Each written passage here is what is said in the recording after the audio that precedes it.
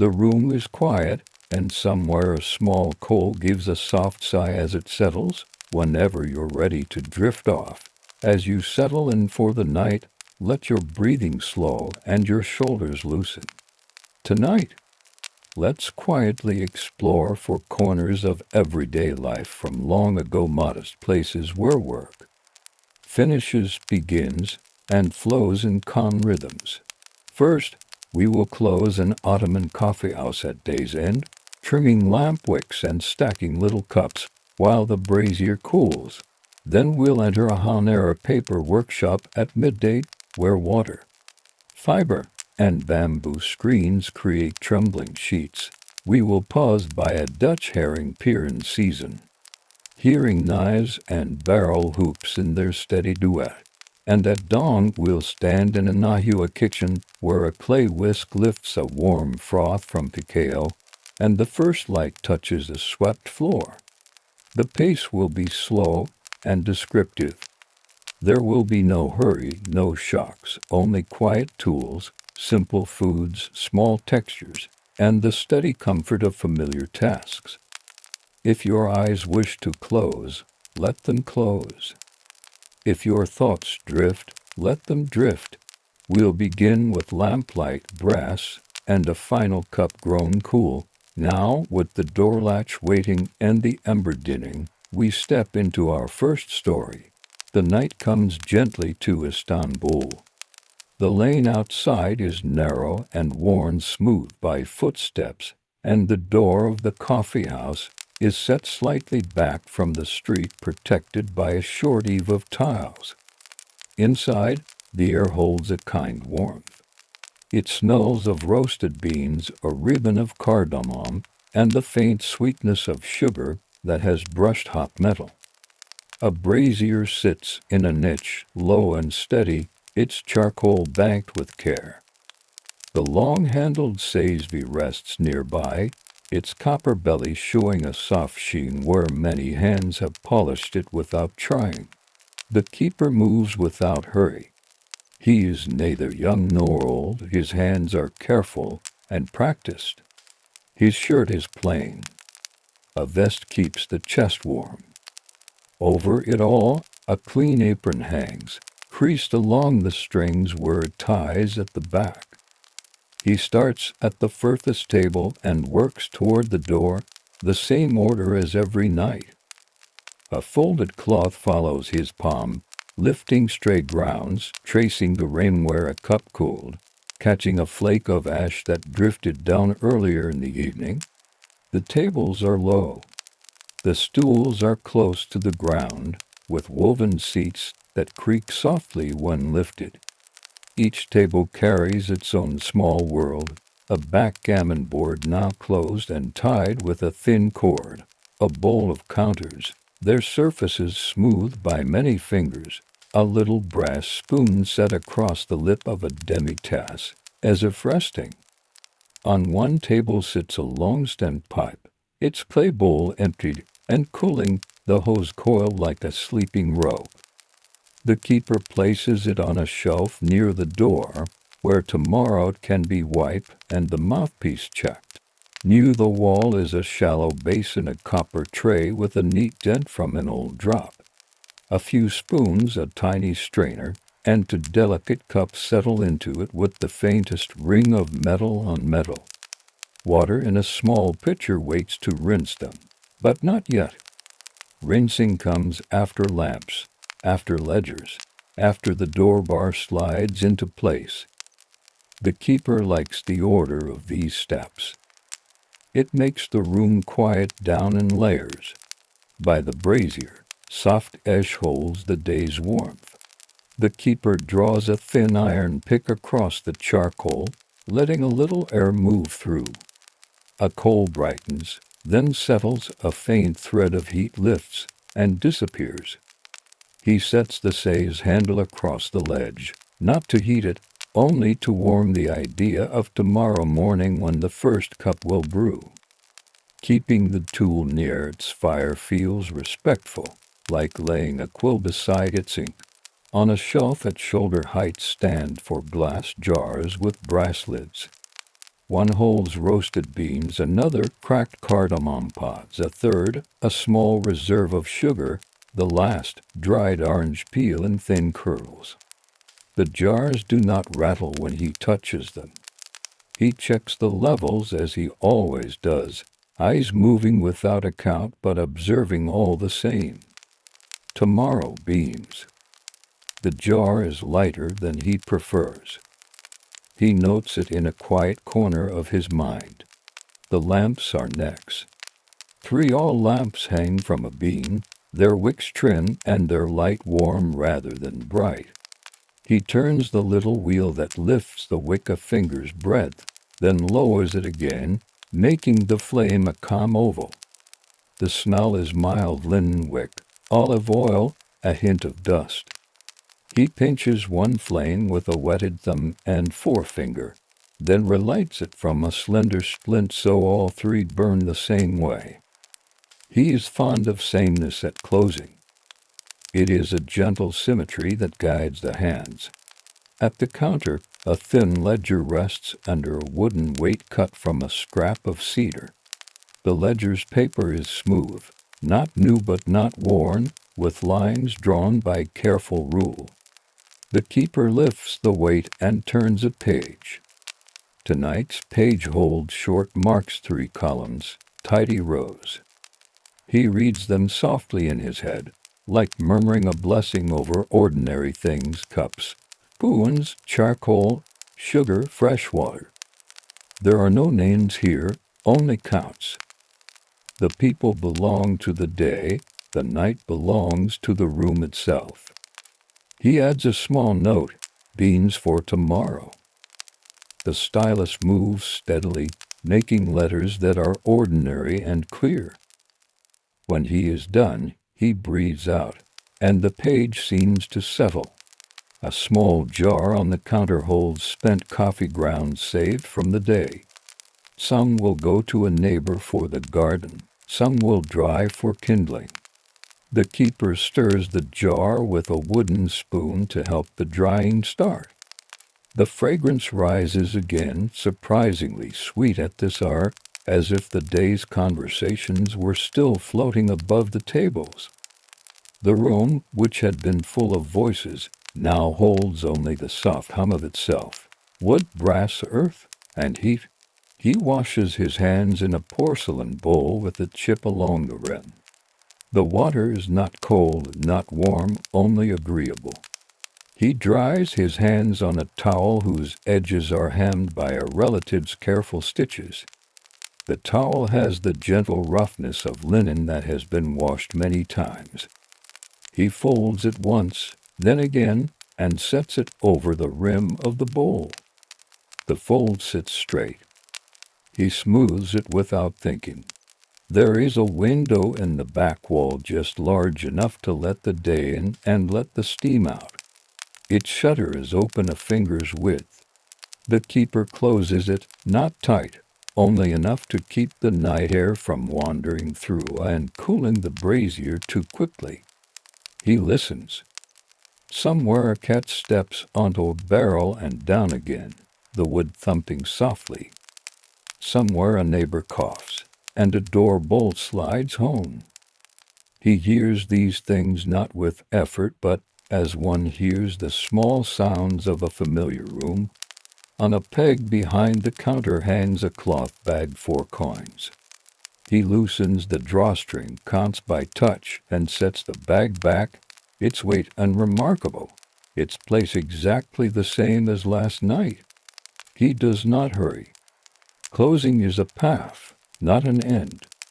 He takes a long, easy breath and straightens the cups on their shelf so the handles make a quiet row. He places the smallest saucer at the front, not because anyone will look, but because neatness is itself a kind of rest. He turns to the door and studies the bar. It is a simple piece of wood, smoothed by hands and time, with a notch that fits into a wooden cradle.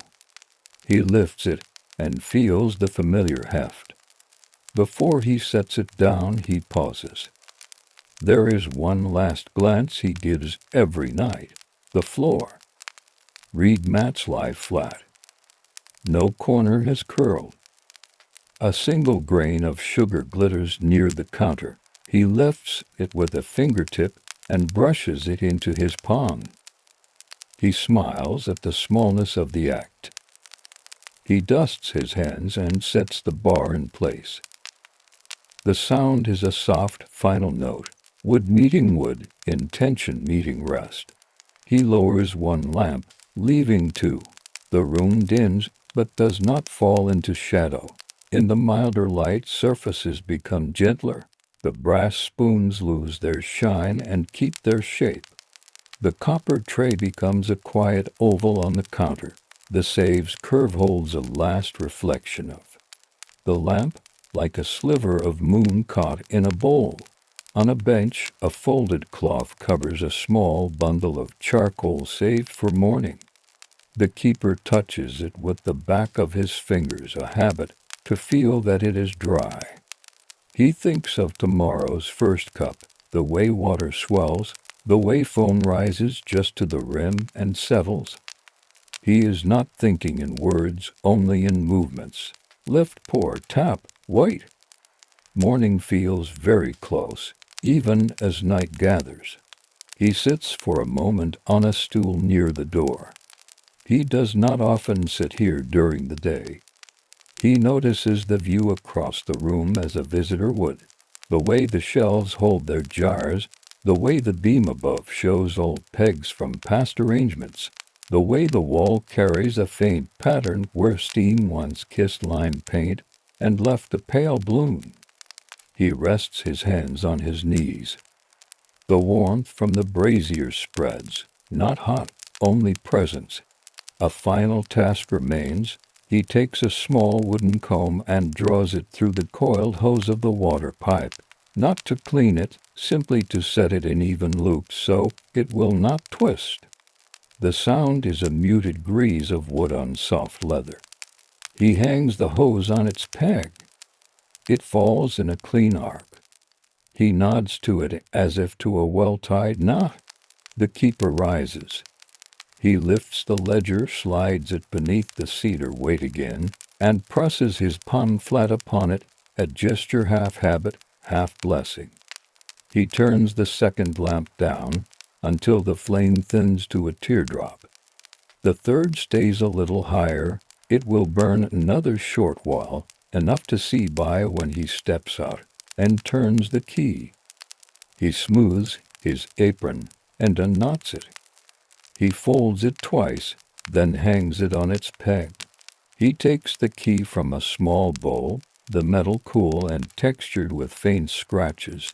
The bowl is earthenware, glazed only on the inside. Its rim holds a faint thumbprint from the potter's hand. He likes that the thumbprint lives here, an old touch holding a new one. He opens the door. Night air moves in cooler, thinner, carrying distant salt. The lane is almost empty. A taper lies ready on a dish just inside the door. He lights it from the highest lamp and cups his hand around the flame. A moth drifts near and away again. He steps outside and turns. The room glows like a small thought.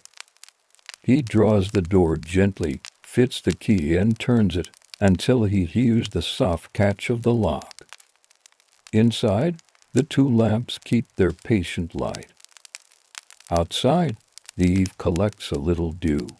He stands for a breath and listens to the city's slow heart, a cart shifting its weight, a dog shaking, a window closing with a felted thud. He sets the taper back on its dish and pinches it out. He is not far from home. He will walk with the same pace as always, counting nothing, noticing everything, and sleeping in a bed that smells faintly of soap and wood. Before dawn, the lane is colorless and still.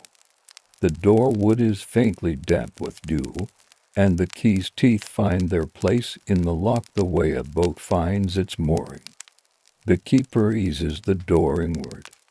Cool air moves past him, and the old mats release a quiet straw scent. Inside, the two patient lamps have burned down just enough to greet him. He closes the door behind his shoulder, sets the key in its earthen bowl, and begins the room's waking in the same steady order as always. He goes first to the brazier. The ash has kept a little heart of warmth. With a reed fan and a careful breath, he coaxes it. A coal glows, a second coal follows. He adds two small pieces of hardwood, edges square, surface dry as old paper. They take the ember softly, dark to deep, deep to red. The brazier does not flare. It gathers itself the way a kettle gathers a simmer. From a shelf he takes the small hand mill. Its handle is metal, its body is wood polished where fingers have held it for years. He opens the top and tips in beans from the glass jar, just enough for the first two orders he expects. The first turns of the handle are quiet. Then the burrs meet, and a friendly grit begins the slow, even sound of a tool doing an ordinary task. The fragrance lifts at once. It is nutty, warm, and faintly sweet. The mill's drawer receives the powder like fine sand. He cracks two cardamom pods against the board with the side of his knife. The green skins open with a small sigh. He taps the black seeds into a saucer and crushes them with the spoon's back. The scent is bright but soft, almost floral. He adds a pinch to the coffee grounds and stirs them with his fingertip. The two aromas join without argument. He rinses the sazed with a splash from a clay pitcher, then fills it with cold water measured by the small cup that will serve the drink. A heaped spoon of coffee goes in, with a little sugar for the first order he imagines, medium, as most mornings begin. He does not stir yet. He lets the powder ride the surface, where it darkens to a circle the color of old walnut. Before he sets the pot to the brazier, he lays out cups. The porcelain finken sit inside metal holders, their delicate sides protected by openwork sleeves. The holders shine without glare. Small saucers wait beneath, each with a spoon whose bowl is shallow and rounded. He puts a little glass beside each setting to carry water. Old habit says the water comes first to clear the mouth and wake the tongue, so the coffee's taste is full. He has never argued with habit. By the door he slides the bar up out of its notch and leans it aside. He opens the shutter a hand's width. Outside, sky is a pale seam above tiles. A cement cellar will come later, and the room will take on the sesame fragrance that always follows him. For now, the air is plain and clean. It moves across the floor and up again, brushing the lamps so their small flames stand straighter. He brings the sazed to the ember's edge, where the heat is shy but steady. He does not hurry the first foam. A rushed pot makes a rough cup. He waits, the line darkens at the rim, small bubbles gather like quiet thoughts. When the foam swells, he lifts the pot, lets the crust settle, and returns it to the heat. He does this 3 times in a slow rhythm that pleases the hands. On the final lift, he tips a little crown of foam into a waiting cup, then pours the rest in a smooth thread down the side so the surface remains unbroken, soft as velvet under lamplight. The latch clicks. The first visitor steps in and bows his head in greeting.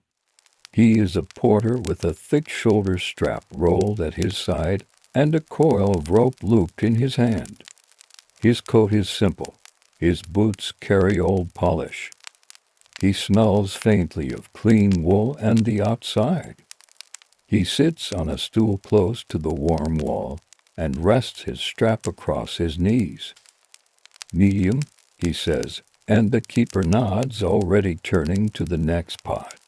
The porter takes the glass of water first. He drinks half, sets it down, and rubs his hands slowly, warming the fingers that will hold the day's weight. The coffee arrives, the foam sits like a quiet cap. He does not blow on it. He waits. There is time. The keeper sets down a small square of locum, not large, dusted pale. The porter eats it into neat bites. Sugar first, then coffee. The sweet lingers and softens the first sip. He smiles without speaking. A second visitor comes, a copyist from a nearby shop. His coat is thinner. A reed pen case peeks from his sleeve, wrapped in cloth to keep the nib safe. He asks for plain, no sugar, and sits where the light falls cleanly onto the table. He opens his pen case, lays his tools in a row, and, with a wet-like patience, rubs a tiny piece of pumice along one nib's edge. Not to sharpen, only to freshen it. The keeper warms the thin cup in his palm before pouring. He lowers the coffee like a held breath. The copyist drifts a fingertip over the porcelain's rim, feeling its heat, and lets the moment arrive. Steam begins to lift from the ruined surfaces, not visible, but present as softness. The keeper taps a spoon twice against a saucer to settle grounds that have strayed. He straightens a backgammon board, sets the counters to rest in their bowl, and wipes a corner where a grain of cardamom has slipped. He adds one coal to the brazier, positions it so the main heat sits under the edge of the ring where pots can rest and turn. Outside, the cimet seller pauses, and his wooden pole makes a mild thud as he adjusts the stack. The keeper buys 3 rings and sets them under a cloth on the counter to hold their warmth. He takes a single sesame seed from the tray where a few have fallen and tastes it between tongue and tooth, bitter and fragrant, the small beginning of the morning's bread. A pair of mariners enter together, quiet as cats, with salt drying on their cuffs. They choose the corner where a wall hook can lift a damp coat. One asked for sweet, the other medium. The keeper measures water, measures powder, and adds a little sugar to one pot. He never mixes cups in the same sazvi. Each person's preference receives its own careful brew. He watches the foam the way one watches an hourglass. When the line trembles toward the rim, he raises the handle and holds it neither high nor low, just enough to calm, then returns it. The men sit with their hands around the cups, not to warm, but to learn each cup's weight. Their talk is soft as rope on wood. He sets a small dish of dates by the ledger for anyone who wants one. The dates are glossy and wrinkled, a sweet with its own gentle oil. He notes the beans he has used so far, not to count for counting's sake, but to be sure the stalks meet the day without surprise. The stylus moves across paper the way a gondola moves across still water, straight and unhurried. The copyist finishes his cup and takes a glass of water. He drinks it like a punctuation mark. He wraps his reed case again and tucks it away. Before he leaves, he glances at the shelf of jars and smiles at the evenness of their lids. He nods to the keeper with the respect of one orderly trade to another. The porter rises, secures his strap over his shoulder, and tests the loop that will sit over his brow when the weight comes. He presses a coin into the dish by the ledger. It makes the soft sound of copper greeting wood. The keeper sweeps the floor with a reed broom to gather any sesame seeds and crumbs the morning has already made. The broom's sound is like sandalom ashore.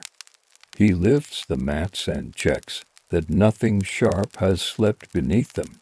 He sets them down. Edges easy, a small moth touches the wall near the lamp and rests. Between cups, he cleans the save's lip with a cloth and a quick twist of his wrist. He keeps one cloth only for this, so its weave knows the task. He turns the lamps down a finger's width. Daylight now carries the room. The small window's shutter opens a little wider. The light shows the copper tray's shallow dents, the old scratches on the counter, the tiny bubbles trapped in the glass of the water cups. These are not flaws, they are the room's story told in quiet punctuation. A neighbor steps in with a bundle of kindling bound by twine. They exchange a few simple words, nothing about news, everything about size and dryness. The sticks are thin and true. The keeper offers him a small cup in exchange. They stand for a moment, both facing the brazier, as if looking into a shared hearth. The neighbor departs, and the keeper slides the kindling into the basket by the wall. Mid-morning settles like a shawl. The brazier breathes steadily. Cups return to their shelf in tidy pairs. The water pitcher is refilled.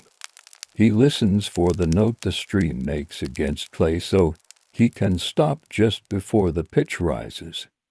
He brushes a faint coffee ring from a saucer, and the porcelain catches a soft light again. There is no rush. The room moves on its rails of habit. A cup, a cloth, a ledger wine. Foam rising, foam settling. A sesame seed under the broom. He takes a long breath that tastes of cardamom and ember. The city outside grows a shade louder, but the coffeehouse keeps its held center, like the calm surface of a small pond even when the wind touches the reeds. Late morning arrives without hurry, the way a shadow lengthens across a courtyard. The light through the small window has become a soft rectangle on the floorboards. In it, sesame seeds from the simmet show like pale punctuation marks. The keeper sweeps them toward his palm with the reed broom, then flicks them into a small dish near the door for the sparrows that sometimes hop in, curious and bold. The room's temperature holds steady, not warm, not cool, just the agreeable middle that follows a patient brazier and thick walls. A group of neighbors slide the first game board onto a low table. The wooden case opens with a sigh and the familiar pattern is revealed, dark and light points like a modest star chart. The dice, bone-colored and soft-edged from years of use, clatter once, then settle into a habit of quiet taps. They are never thrown high, they are rolled close to the board, manners guiding movement. The counter's polished discs that know the path click against wood with a soft, soothing cadence, a rhythm that sits easily beside the hum of the street outside. The keeper brings 2 cups before anyone asks. He knows the way the players think. One prefers sweet and small, the other plain and slow.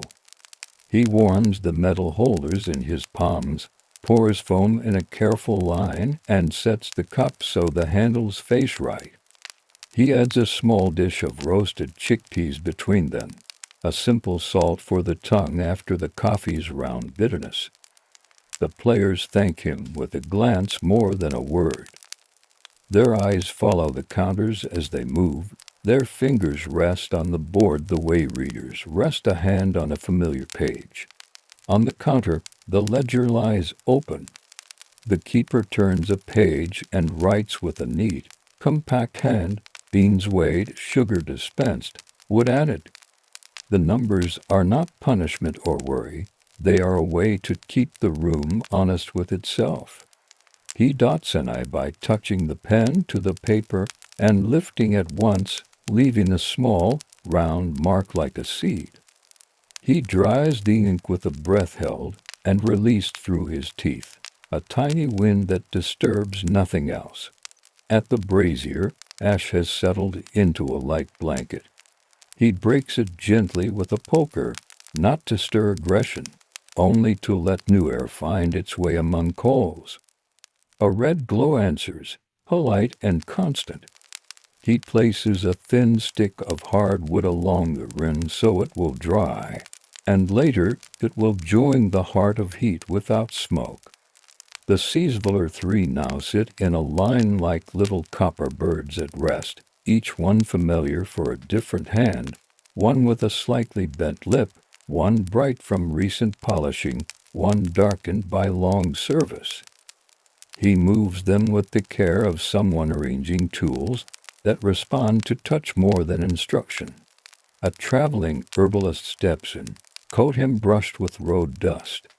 Straps cross his chest and support a tray of small drawers.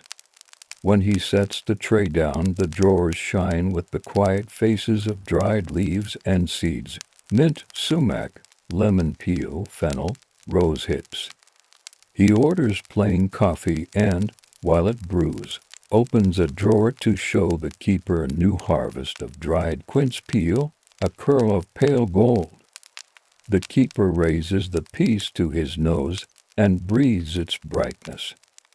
He buys a small handful with 2 coins, wraps them in paper, and sets the packet on the shelf near the glasses. Later, a sliver might go into water for a tart scent, or into tea for a little lift. Near the doorway, a cloth seller pauses with rolled bolts balanced over one shoulder. He leans them against the wall and takes a place on a bench, accepting a glass of water before anything else. The water is cool as stone. He drinks, lifts his head, and listens to the click of counters, the syllables of the players' thoughts as they say them without saying them, here, there, near, far. The cloth in his rolls answers back with its own quiet language, tightly woven, loosely spun, plain woven blue, a red with a whisper of matter.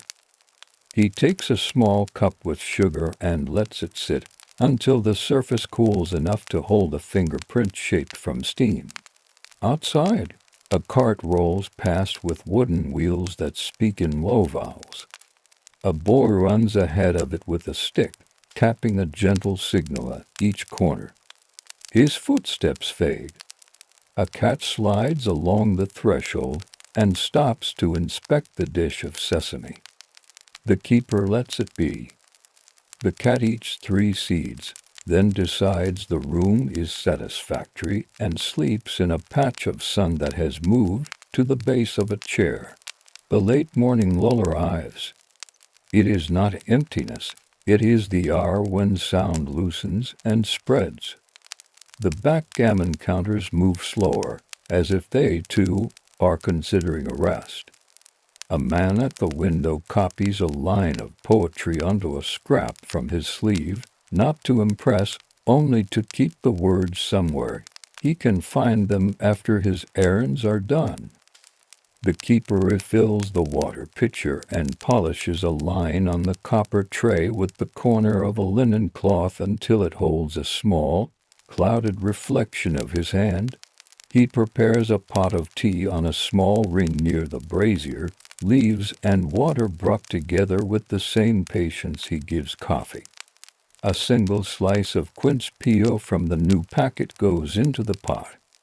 The peel floats first, then drowns and releases its scent. He tilts the lid so steam can escape in a narrow thread.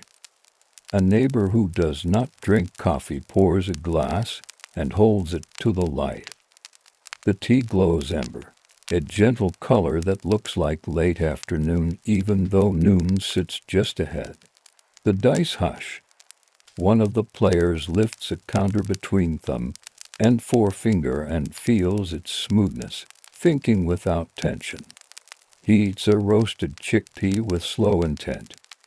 The other player studies the board as if reading a weather line at sea. The keeper brings a plate with a half simmet, its crust speckled, its interior soft like a book's end paper. He presses his palm to the top to warm it just slightly, and sets a pinch of nigella beside it. The players tear small pieces, each piece dipped lightly in the seeds, each bite quiet and honest.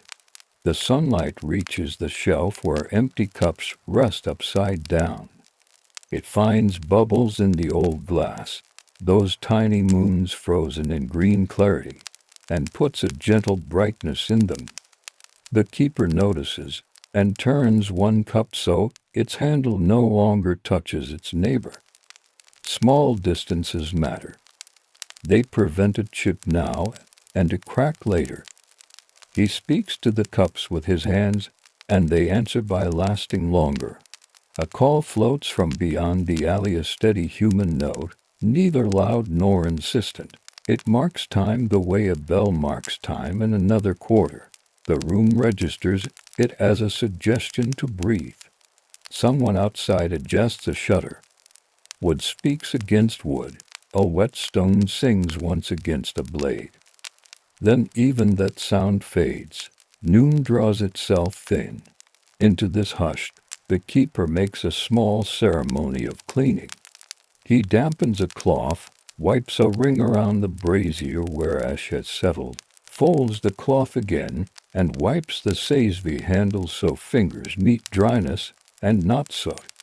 He empties the grounds from a pot, taps each lip against the bowl reserved for this, and the spent coffee falls like soft brown sand. He smooths it with the back of the spoon, making a leveled hill for compost later in a neighbor's garden. The spent grounds have their own second life among parsley stalks and tomato vines that thought pleases in. He unties the string on a bundle of paper napkins and folds them into a modest fan that sits in a jar near the counter. Paper is a city privilege. He uses it sparingly, with gratitude. For wiping a drop, the cloth is still better. For giving a guest a way to clean sugar from a finger, a single square of paper feels neat and kind. The cloth seller finishes his cup, rolls his bolts again so their edges are flush, and lifts them in one practiced motion. Linen and wool make a tiny sigh as the roll tightens. He leaves a coin under the saucer. The herbalist replaces his drawers and secures them, then offers the keeper a tiny paper twist of thyme as a gift. The keeper tucks it behind a jar lid where a whisper of dry green will be easy to find.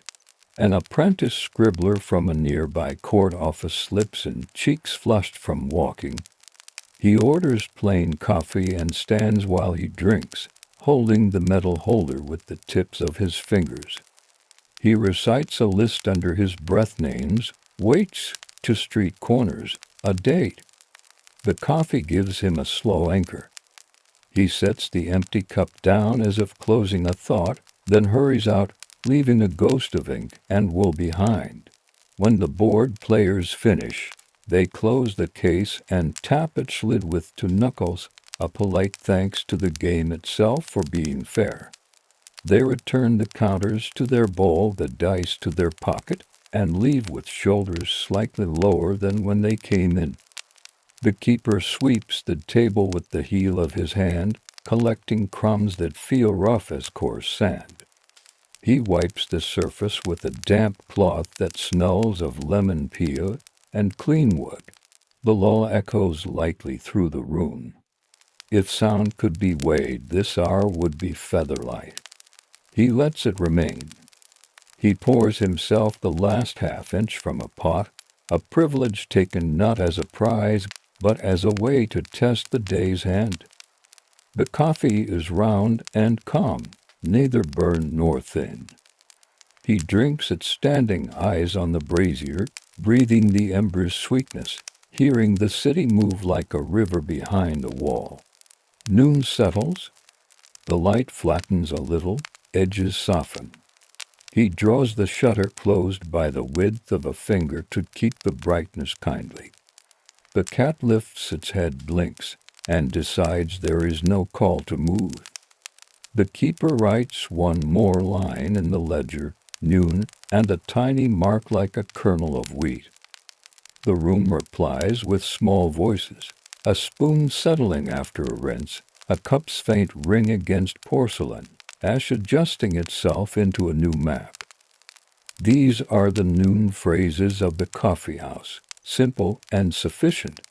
Early afternoon comes with a soft lean, as if the city has tilted one quiet degree toward rest. The keeper lifts the lid of the teapot and watches the surface breathe once, a single sigh of steam. Then he sets the lid down with 2 fingers and a thumb. He turns the brazier's tray a thumb width so the coals beneath meet fresh air along their edges. Pale ash collapses into tiny valleys. A deeper red shows through. A tailor steps in with a folded bundle under his arm. His cuffs are pricked with pinheads of thread. A length of chalk rides in the seam of his vest like a secret. He nods toward the counter and asks, not for coffee but for hot water. The keeper decants steaming water into a thick glass, then drifts a pinch of thyme across the top. A thread of green lifts and disappears. The tailor sits at a back table where light is gentle and unambitious. He unfolds a coat sleeve, sets his palm on it to quiet the cloth, and begins to bring needle to fabric with small, companionable breaths. The needle goes in, the needle comes out, and between the 2 actions hangs a hush as steady as the embers glow. 2 boys arrive with a wooden tray of postage stamp snacks. Sesame rings the width of a palm, triangle pockets with cheese, date morsels tucked in thin dough. The tray smells like warm wheat and faint sweetness. The keeper takes a few pieces for the counter, pays the boys with coins and a smile that says, "Come by again on Thursday." They vanish into the alley with the certainty of people who carry a set route in their bones. On a shelf behind the counter, the keeper crushes a curl of quince peel with the back of a spoon and adds the powder to a jar marked with a strip of red cloth. Red means sparingly in his private order, things that sharpen, things that lift, things that become too much if ignored. A few grains will go with tea for a neighbor who likes brightness on heavy days. He wipes the spoon, returns it to its hook, then aligns the jars so their cloth tags step down in a tidy ladder. A traveling poet, thin as a bamboo rib, slides in and trades a folded broadside for a small cup. He drinks with both hands like someone warming from inside to out. The keeper leans an ear while wiping the counter. The poet reads the first 4 lines of a new verse, voice barely higher than the kettle. The poem smells of plum trees and cheap ink. The tailor raises his head to listen and smiles without showing teeth, a seen smile that belongs to people who prefer the company of quiet work. The dice return briefly in another corner. A game of tag has begun with the light pressure of bored fingers. The tiles slap down with delicate courtesy. The players do not chase victory.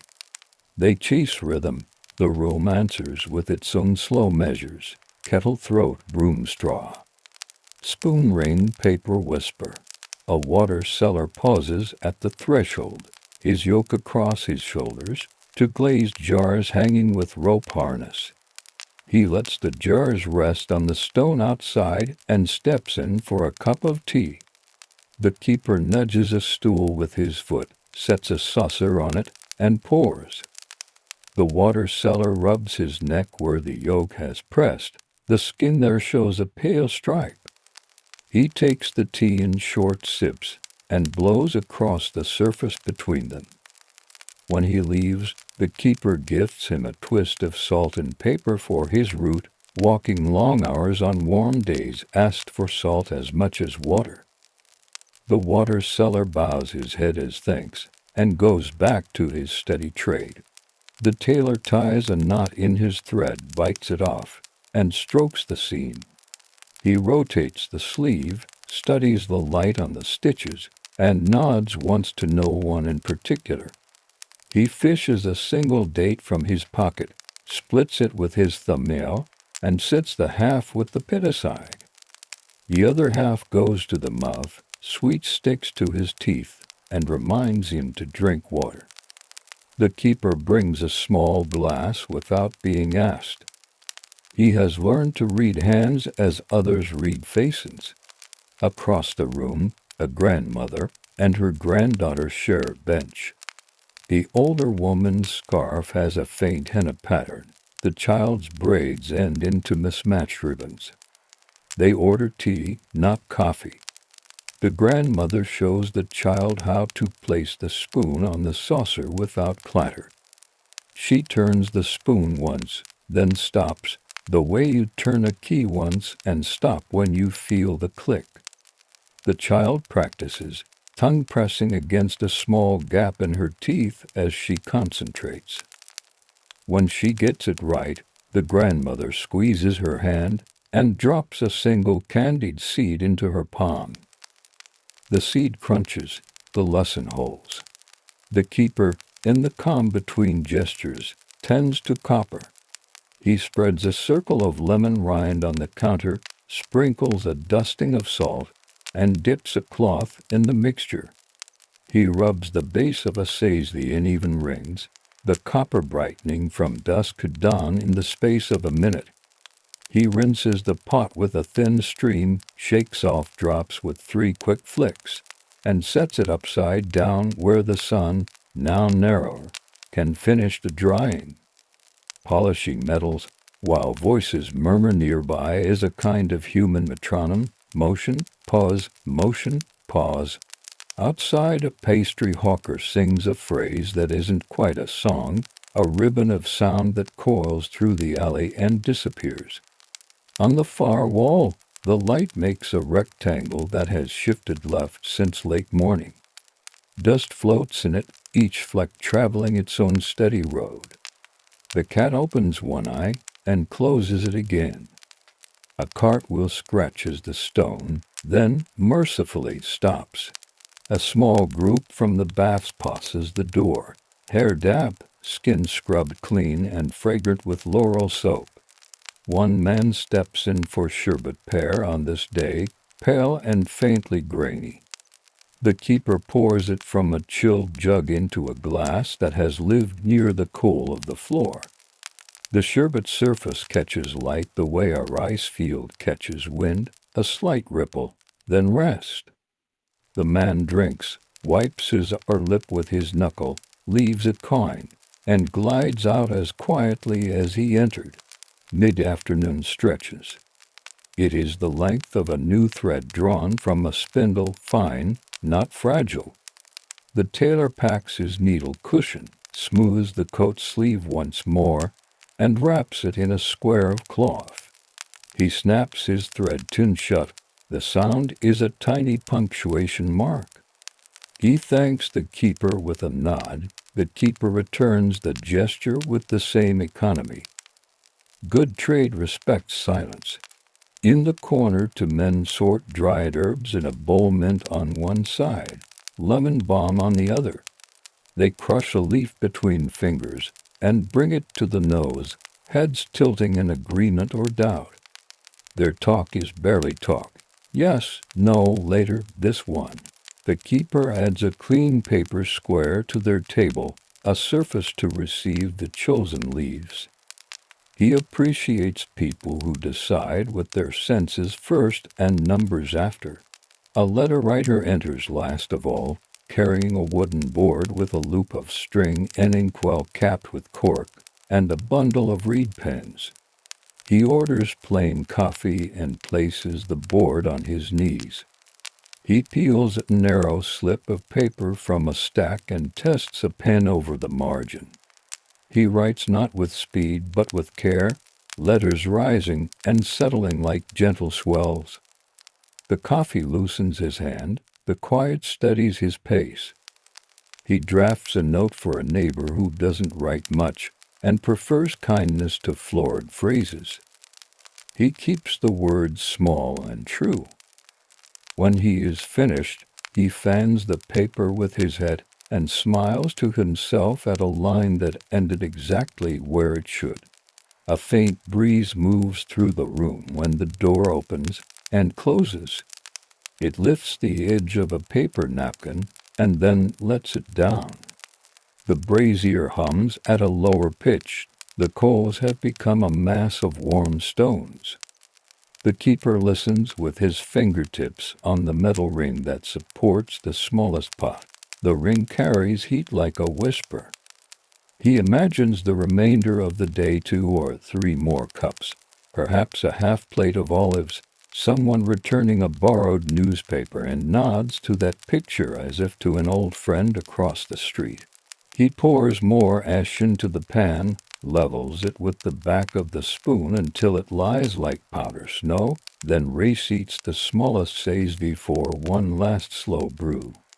He turns the shutters slat so the outside world becomes a series of soft stripes. In the bands of light, dust appears again, falls again, rests again.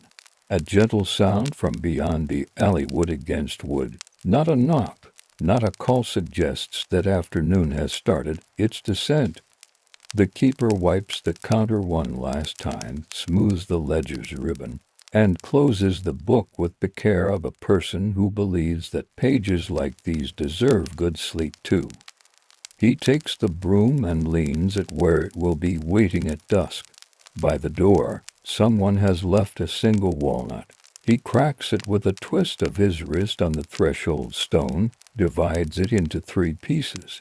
One for the cat, one for the ledger of his stomach, one for the hour that is coming. The flavor is mild and clean. He sips water, swallows, and feels the day line up, green with grain. The room settles into its long breath. In that breath, the keeper can already hear the soft business of evening, sugar cones wrapped in blue paper, saucers stacked into small towers, a traveler with dust on his shoes asking for directions, and a glass. The final cup for a neighbor who always pays tomorrow and always returns. The ember holds. The cups gleam. The door fits its frame like a well-cut seam.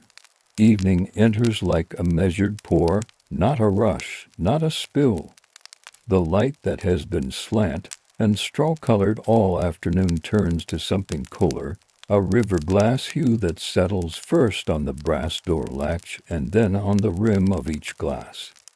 The keeper touches the latch as he passes, the way one greets a familiar neighbor, at the end of a deed briefly, with affection that needs no words. He shakes the ash pan with small, precise movements, sifting a gray snowfall into a waiting jar. Flecks drift and rest, no drama, only the usual soft collapse of a day's heat. With a pinch of sugar-white crystals from a cone wrapped in blue paper, he feeds the coals, not to flare them, but to coax a last, low glow. The ember brightens a tone and then returns to steady. He breaks a corner from the cone, slides the blue paper back on it, and ties it with thread that lives on the same nail, exactly for this purpose. The shutters are opened a handwidth to welcome the first private dusk, then eased nearly closed. The slats turn like the pages of a quiet book. Through their lines the alley becomes a set of gentle stripes. Lantern, wall, shoulder, wall. Sky, a neighbor's fig tree draws its own shadow on the stone, high above. A bird writes a soft curve and disappears.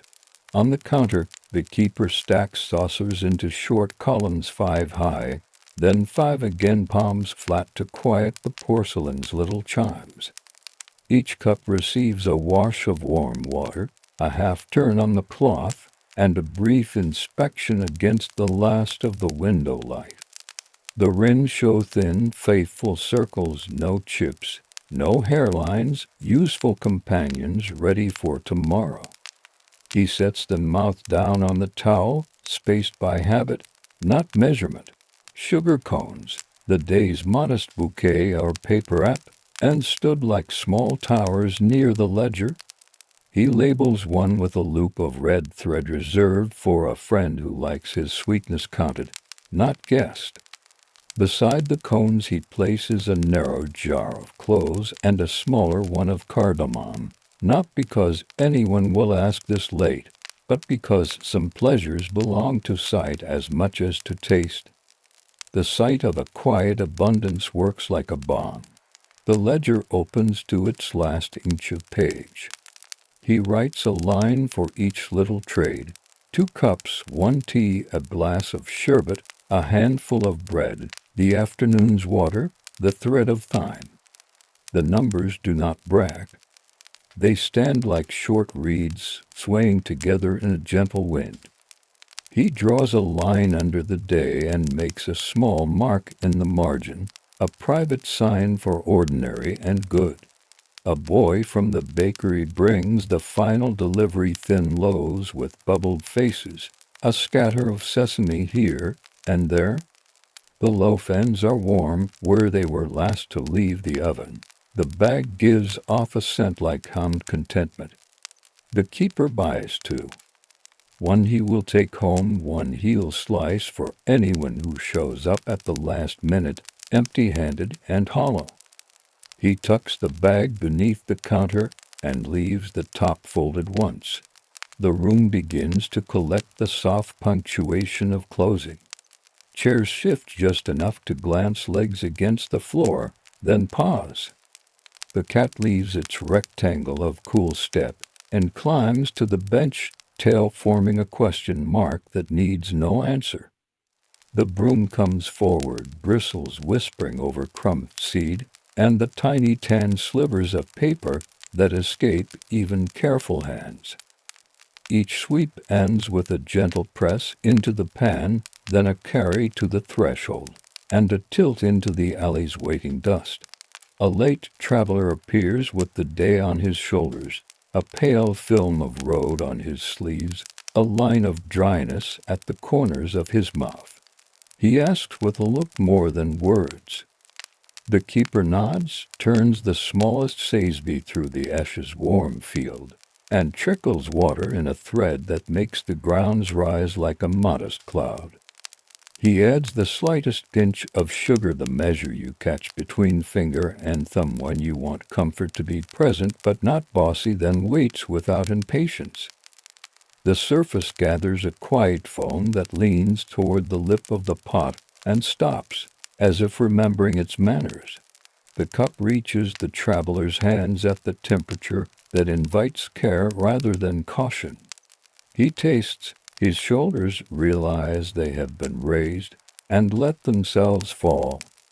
The keeper tears off a heel of bread and slides it across the counter, a wedge of green olive riding its curve. The traveler murmurs thanks and eats in small, even bites, the way a person eats when the day has had many edges. Between bites he looks at the room with a face that says the obvious. Here is peace made of ordinary items. Outside, a low bell or call, more air than sound, folds over the roofs and thins into the width of the street. Someone draws water from a jar, the rope squeaks politely, and then minds its place. The alley's dust takes on a cooler weight. A moth locates the lantern circles, and, judging the heat, chooses distance instead. Good judgment is a kind of sleep too. The traveler finishes. He leaves a coin and a second coin for the bread, and the keeper tries to push one back with a smile. The traveler pushes it forward again and touches 2 fingers to his brow. The transaction becomes a brief choreography of gratitude. The keeper accepts, then wraps the coin in the blue sugar paper's trimmed edge, a tiny envelope to keep the ledger tidy. He places it under the ribbon and closes the book like a pillow. Now the last tasks line up. The Saisvi are rinsed and turned mouth down to breathe.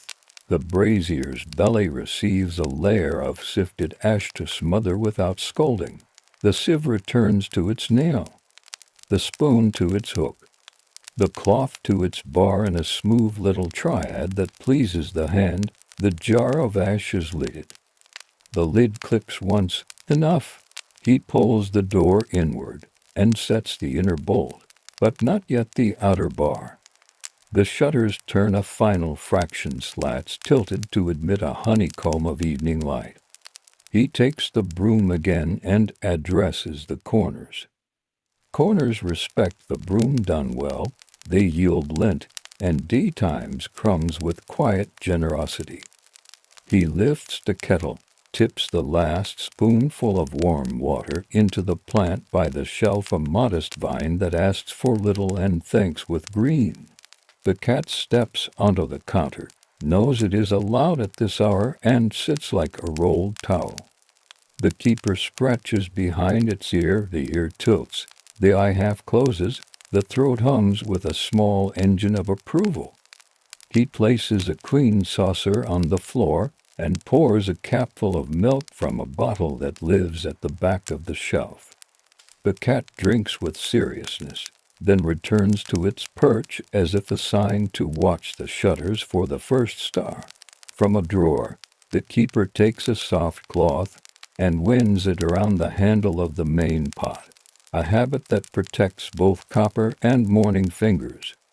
He wraps the sugar cone again, smoothing the blue paper so its seam rests against the wood, not the air. A last glance at the jars: clove, cardamom, cinnamon bark, quince peel. He finds them aligned, each label's thread lying flat. He lowers the lantern wick and lifts the chimney for a moment to let the heat exhale. The flame grows shy and then becomes a small, steady coin. He hangs the lantern a peg lower than by day, where it will keep watch without insisting on being seen. In that dimmer circle, the room's textures come forward. The comb of straw in the broom head, the hammered pits in the copper tray, the grain lines in the counter's old plank. A place shows its age most kindly when the light is gentle. To last knocks light, friendly announce a pair of neighbors who work late. The keeper opens the door by a hand's width. Their faces, familiar and unhurried, occupy the gap like comfortable bookends. For the road, his eyebrows ask. For the road, their shoulders reply. He pours tea into traveling cups with lids, wraps each in a cloth to keep it from burning hands, and tucks a clove into each cloth for fragrance. Payment is the exchange of tomorrow's help for today's drink, a hinge oiled, a step repaired, a simple promise that keeps thin threads strong.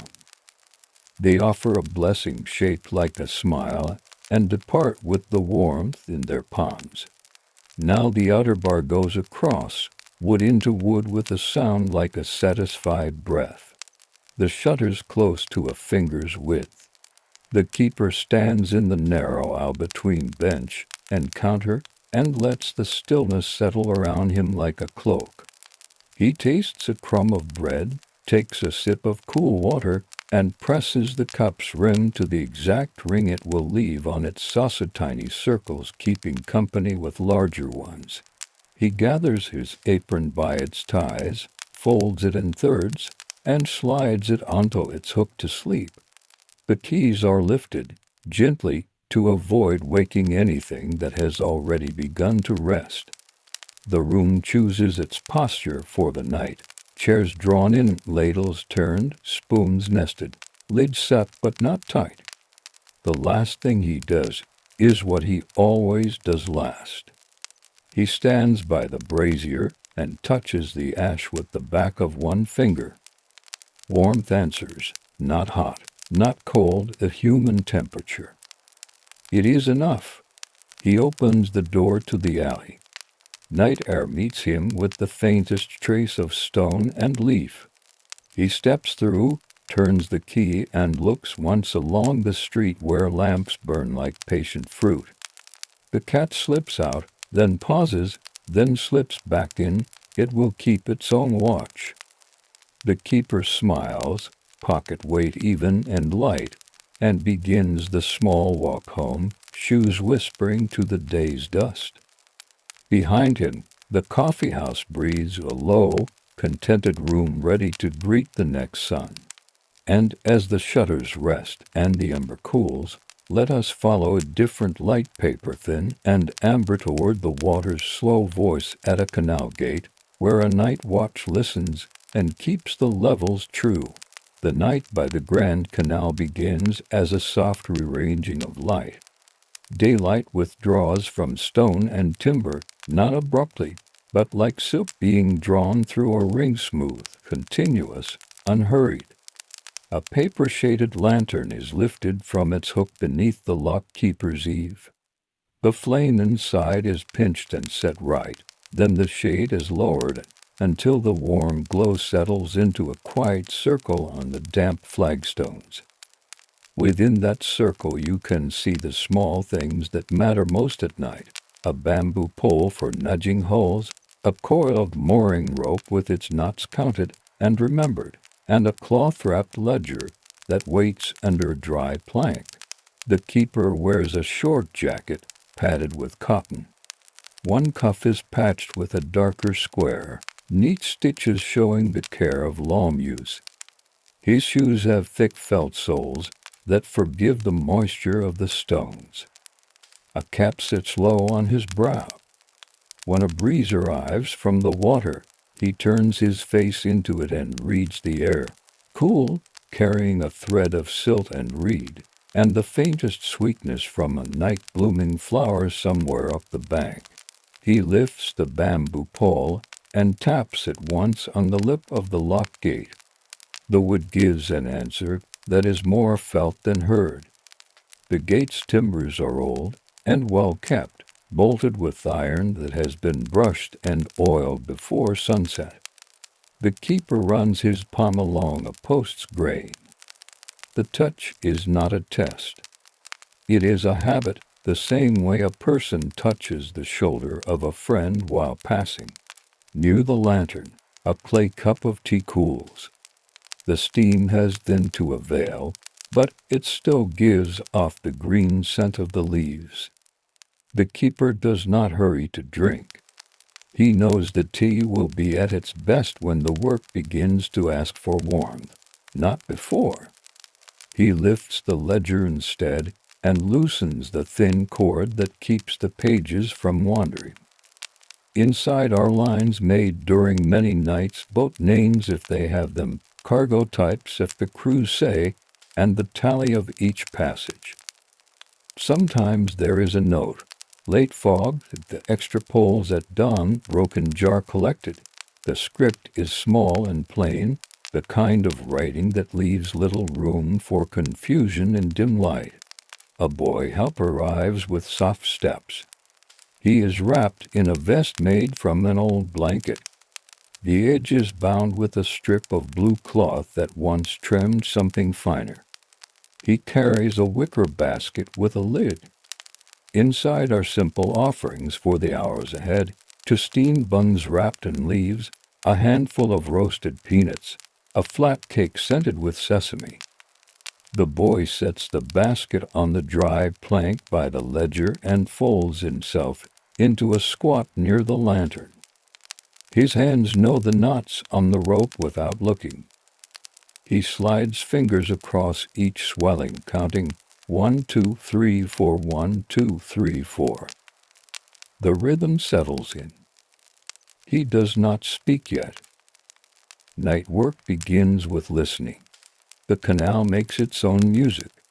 Along the far bank a reed clacks against another reed, light and hollow. Water breathes slowly against stone. Somewhere a turtle leaves a faint scribble in the mud and disappears. Now and then a book nose touches an old padding. Wood touches wood like a polite knock.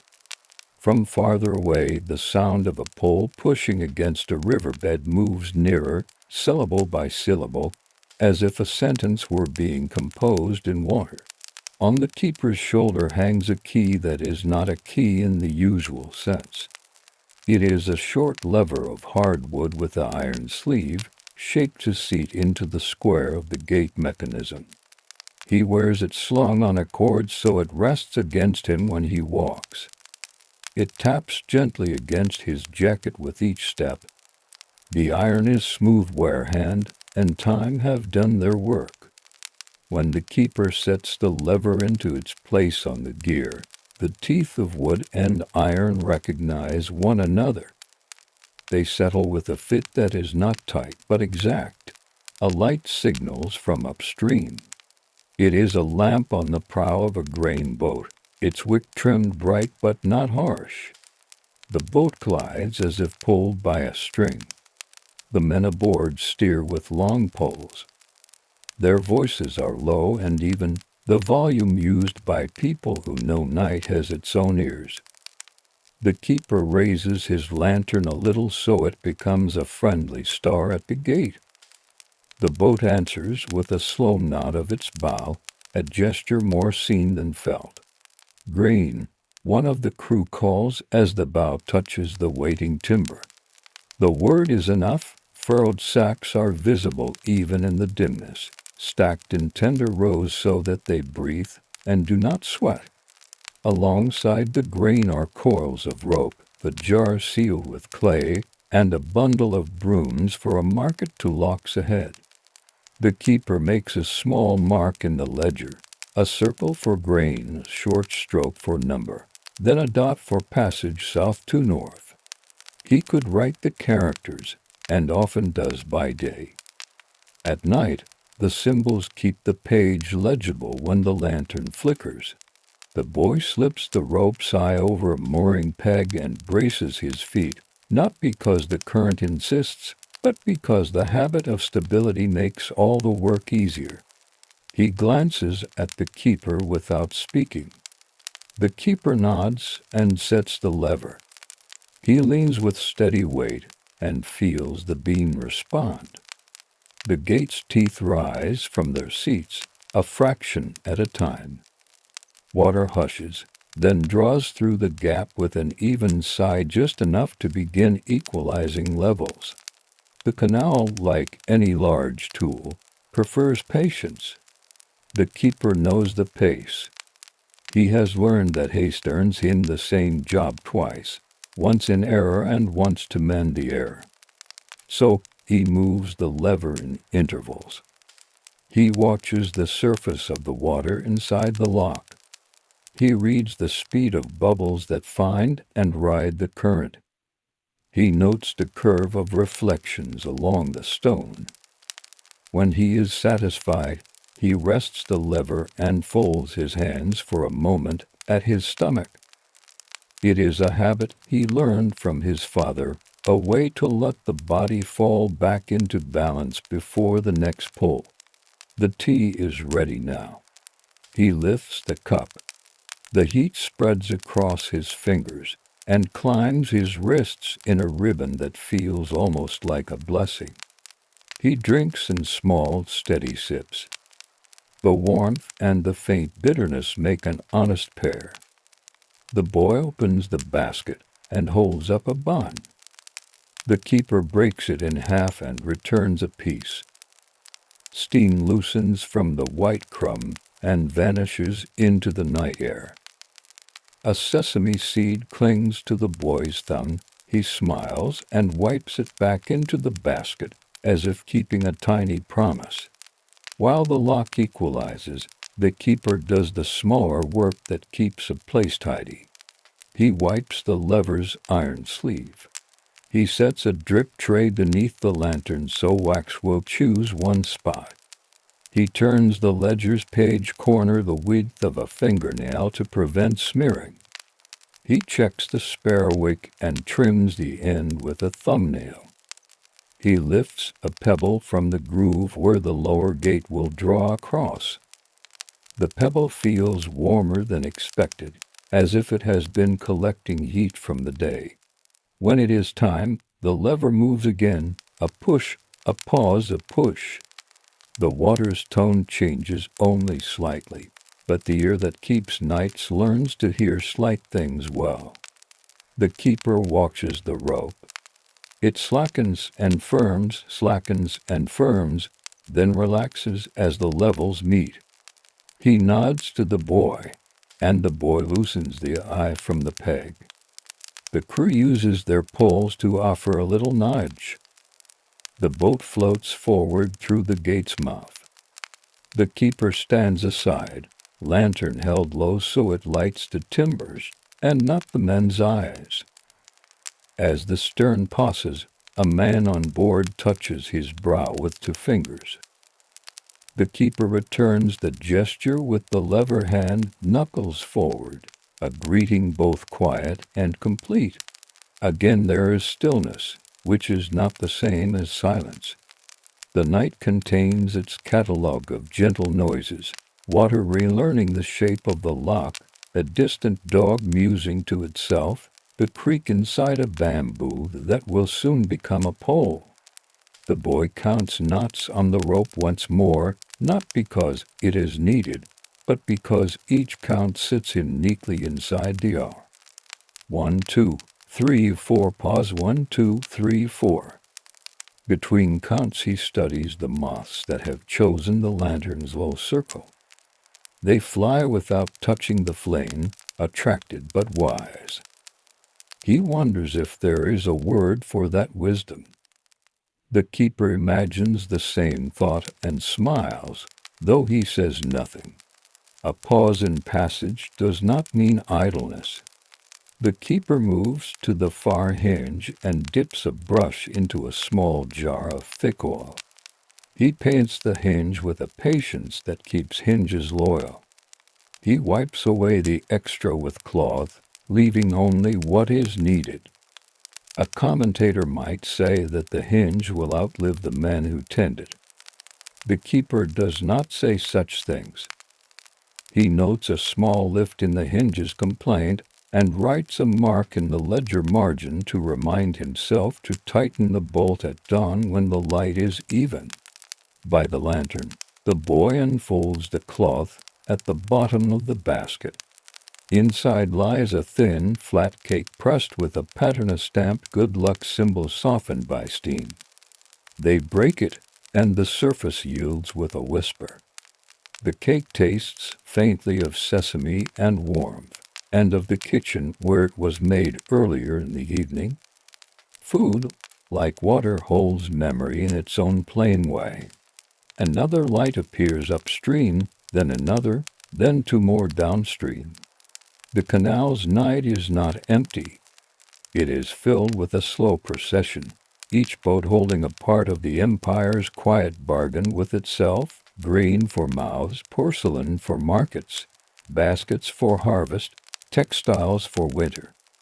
The keeper stands where he always stands for the first approach, half in shadow so the lantern can do its work, and his eyes can keep their best sight.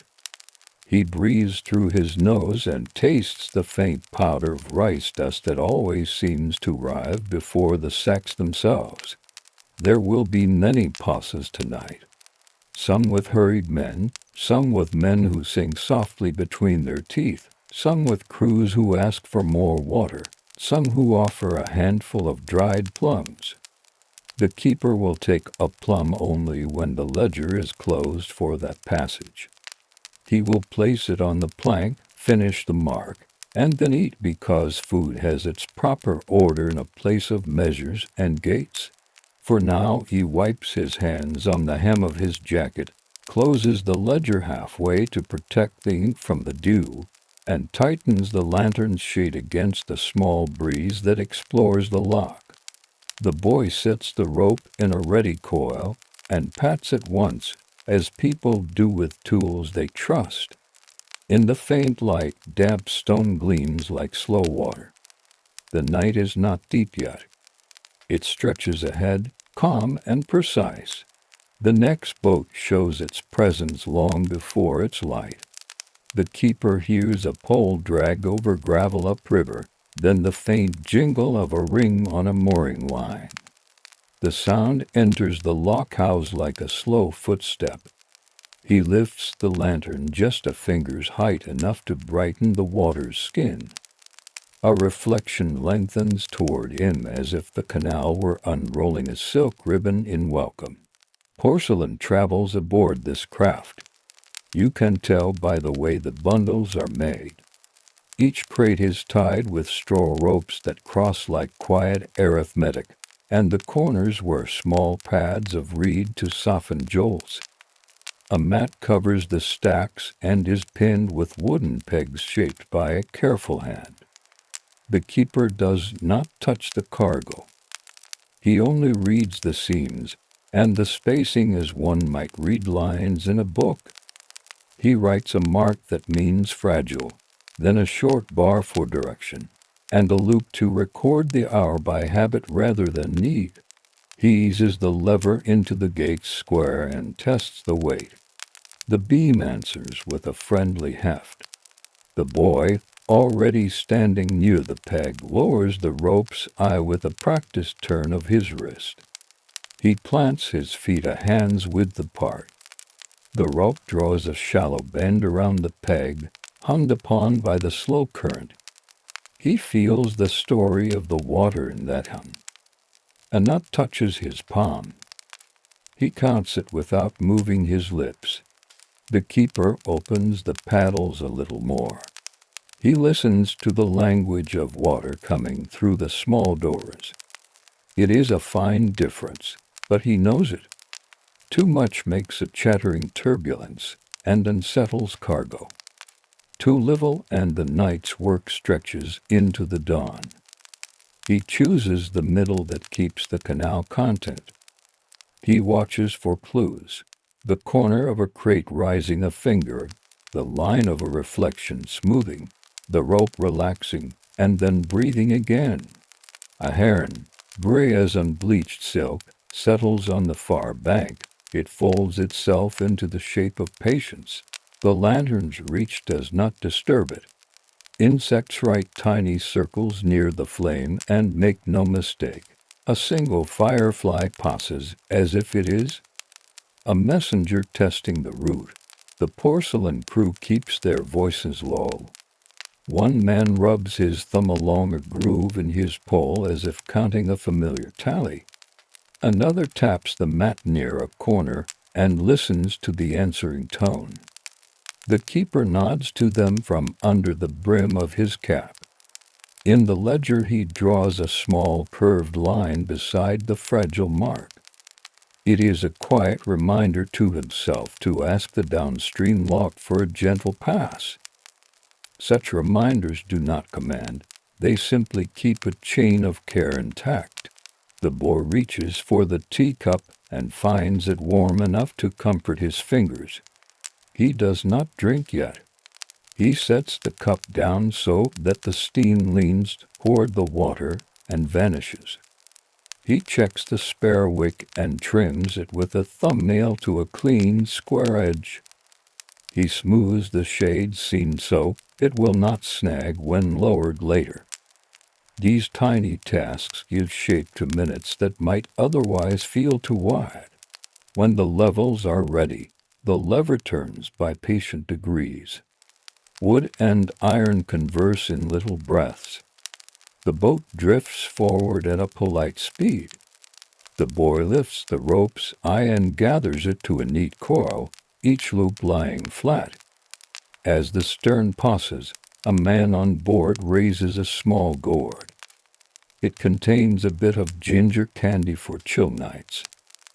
He tosses one piece, a modest arc that lands near the plank. The boy looks at the keeper. The keeper inclines his head. The boy places the sweet on the ledge to be eaten after the ledger line is complete. Order is not strictness. It is a way of keeping the mind cool. Between passages, the lock reveals its seams to the keeper like an old friend showing scars. He kneels by a joint where board meets stone. He probes with a thin stick, more to learn than to repair at this hour. The wood swells a little, as it should. He notes a grain that has lifted and presses it flat with the back of his fingernail. A drop of oil will be enough at dawn. He writes a tiny dot in the ledger margin. Not a word. The dot holds the task without waking it. The towpath rests in shadows on the near bank. By day, it carries the long, patient effort of men and animals. Tonight, it is simply a strip of packed earth breathing out the day's warmth. Somewhere along it a faint thud repeats 3 times. It is not urgent. It is the night watch drum from a village gatehouse downstream, telling the hour in the old cadence. The keeper listens and measures the beat against his own sense of the night's passage. He does not need the drum to know the time. Still, the sound is welcome, like a companion calling from another room. Another light rises on the water, this one low and steady. A grain barge again, but smaller, with mats rolled back from the bow. The crew's jackets are thicker.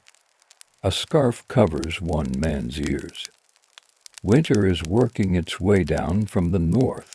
The air carries a polite edge. The keeper pulls his jacket closer at the collar and slides his thumb under the patch at his cuff. The stitches hold. He feels a quiet satisfaction. Cloth, like gates, answers well to steady attention. When the boat kisses the waiting timber, the boy pays out the rope with slow hands. A crewman hands him a flat stick etched with a character and a simple mark. It is a token from the last granary, proof of delivery upstream. The boy does not read the character in the dark. He feels the carving and registers its intent. He passes the token to the keeper, who places it on the plank beside the ledger until the boat is through. Recording can wait for stillness. The lever moves, the small doors murmur. The keeper watches the surface for the sheen that tells of equal levels. He explains, not aloud but in habit, to the boy, if the center gleams first, wait. If the edges smooth first, wait. If all 3 soften together. Now, the lesson has no hurry. It plants itself like bamboo and will grow when it chooses. A thin cloud crosses the moon and leaves a lighter darkness. The lantern becomes the room's only definition. The keeper lowers the shade of breath to protect the flame from the small change in breeze. The circle of light contracts and becomes more useful. The boy leans closer, not to see more, but to keep his body inside the circle's comfort. He places his palms a finger width from the lantern's skin and lifts the warmth into his fingers like a small gift. As the barge glides forward, a jar near the stern shifts under its net. The crewman nearest it lays a hand across the net. The boy notices the loosened knot at once and gestures with rope still in hand. The keeper sees the nod and slides a short length of twine from his jacket pocket. He offers it without a word. The crewman ties a stopper knot, tests it with a tug, and touches the brim of his cap. The exchange takes 3 breaths. It leaves no mark in the ledger, but it remains in the ledger of courtesy that night workers keep in themselves. Between boats, the keeper uses the lever as a stool. He sits lightly, not to burden the gear. He eats a corner of the sesame cake and allows himself a sip of tea with it. The boy opens a paper twist and reveals a pinch of salted greens to lay on the bun's next bite. The salt wakes the bread without raising the voice of flavor. They eat slowly. Food done slowly makes the night shorter in the kindest way. A small courier boat arrives with a board tied to its mast. The board holds brush-written words bound in oilcloth. The keeper accepts the message with both hands and places it on the plank. He does not open it now, It is for the day keeper, who will walk in cool dawn. He notes only the seal's thread color in the ledger. Blue, meaning routine. Red would mean urgency. There is no red tonight? He tends to the lantern necks. The wick has made a small mushroom of ash. He pinches it away and rolls the wick's warm end between his fingers to keep it square. The flame, briefly smaller, returns to a calm leaf shape. He adjusts the shade until the words on the ledger, if he were to read them, would be clear without glare. He does not read them now. He prefers to hold the plan in his head, where it can bend with the next boat's needs. Downstream, a call and its echo thread the water. Two boats approach together, traveling like cousins. One carries woven matting rolled tight, the other brings baskets a light cargo, but high-stacked. The keeper considers the wind and the weight. He chooses to bring them through one by one, though the chamber could squeeze both. He prefers wide margins at night. Crowding turns simple work into careful work, and careful work into work that needs repair in the morning. He aims to leave no trace but the ledger's ink. As the matting boat enters, a reed along the bank releases a seed tuft.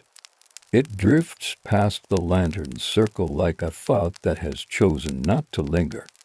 The boy watches it and feels his eyelids grow a little softer. The keeper notices the heaviness and grants a small order of rest. 3 breaths, he might say in daylight. Tonight he simply lets the boy lean against the post. The rope awaits the next call like a dog at home. The lock's timbers cool, and their voices change minutely. A join creaks with a softer tone. The keeper listens for discord, and hears none. He stands, presses his palm to the hinge plate, and feels the night's slow passing in the metal's temperature. He turns his wrist and stretches his fingers until each joint has given up its stiffness. He has learned these stretches from older keepers whose jackets smelled of oil and winter. When both boats are through, he takes the token from the plank and traces its carved character in the lantern's light. He copies the sign to the ledger, not because a superior will ask, but because the thing recorded sits still. He adds a dot for the jar tightened, a small curve for the courtesy at the peg, and a slanted line to remember that the night watch drum sounded the second beat. The page fills itself with a patient design. A cart rolls across the towpath somewhere beyond the lantern's reach. It squeaks in a rhythm that suggests one will need grease. The keeper imagines the size of the axle by the note it makes. He files the thought against a future hour when a passerby might ask if he has a scrap of tallow. He does. It sleeps in a small clay cup in the tool chest, besides spare pegs and a strip of leather for wrapping a handle. The boy lifts his head and rubs his eyes with the backs of his wrists so the skin near his fingers stays clean. He stands and shakes his blanket vest so it settles evenly. He practices the knot on the rope once more, tightening, loosening, each movement smooth. He does it not to perfect the knot but to keep the feeling of the rope inside his hands. A worker's hands remember what his mind need not rehearse. The keeper looks upriver.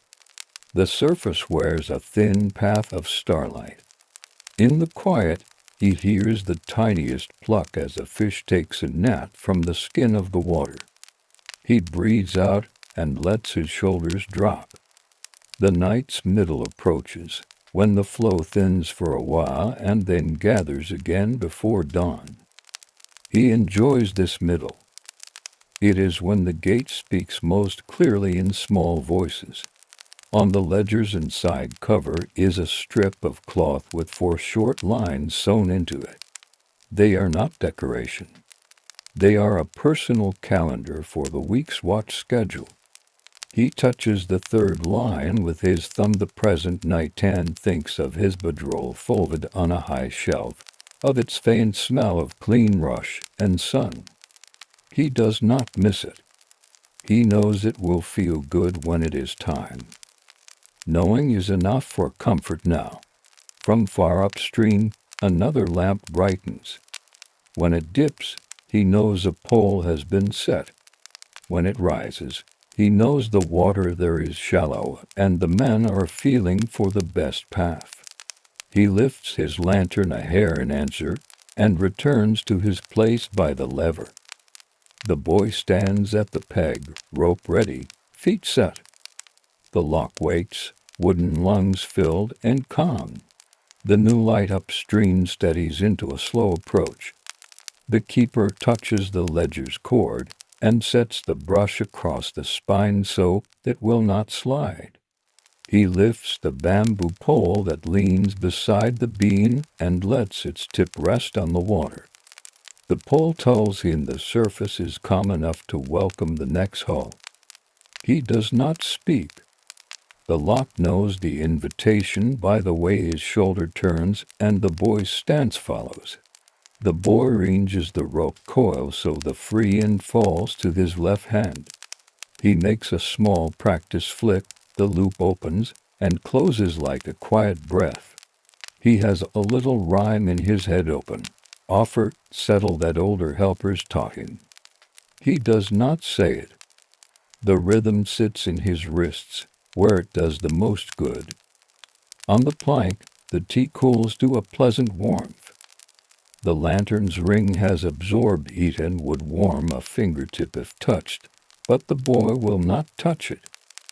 He tends to warm his hands on the post instead, feeling its round grain offer stored daytime sun.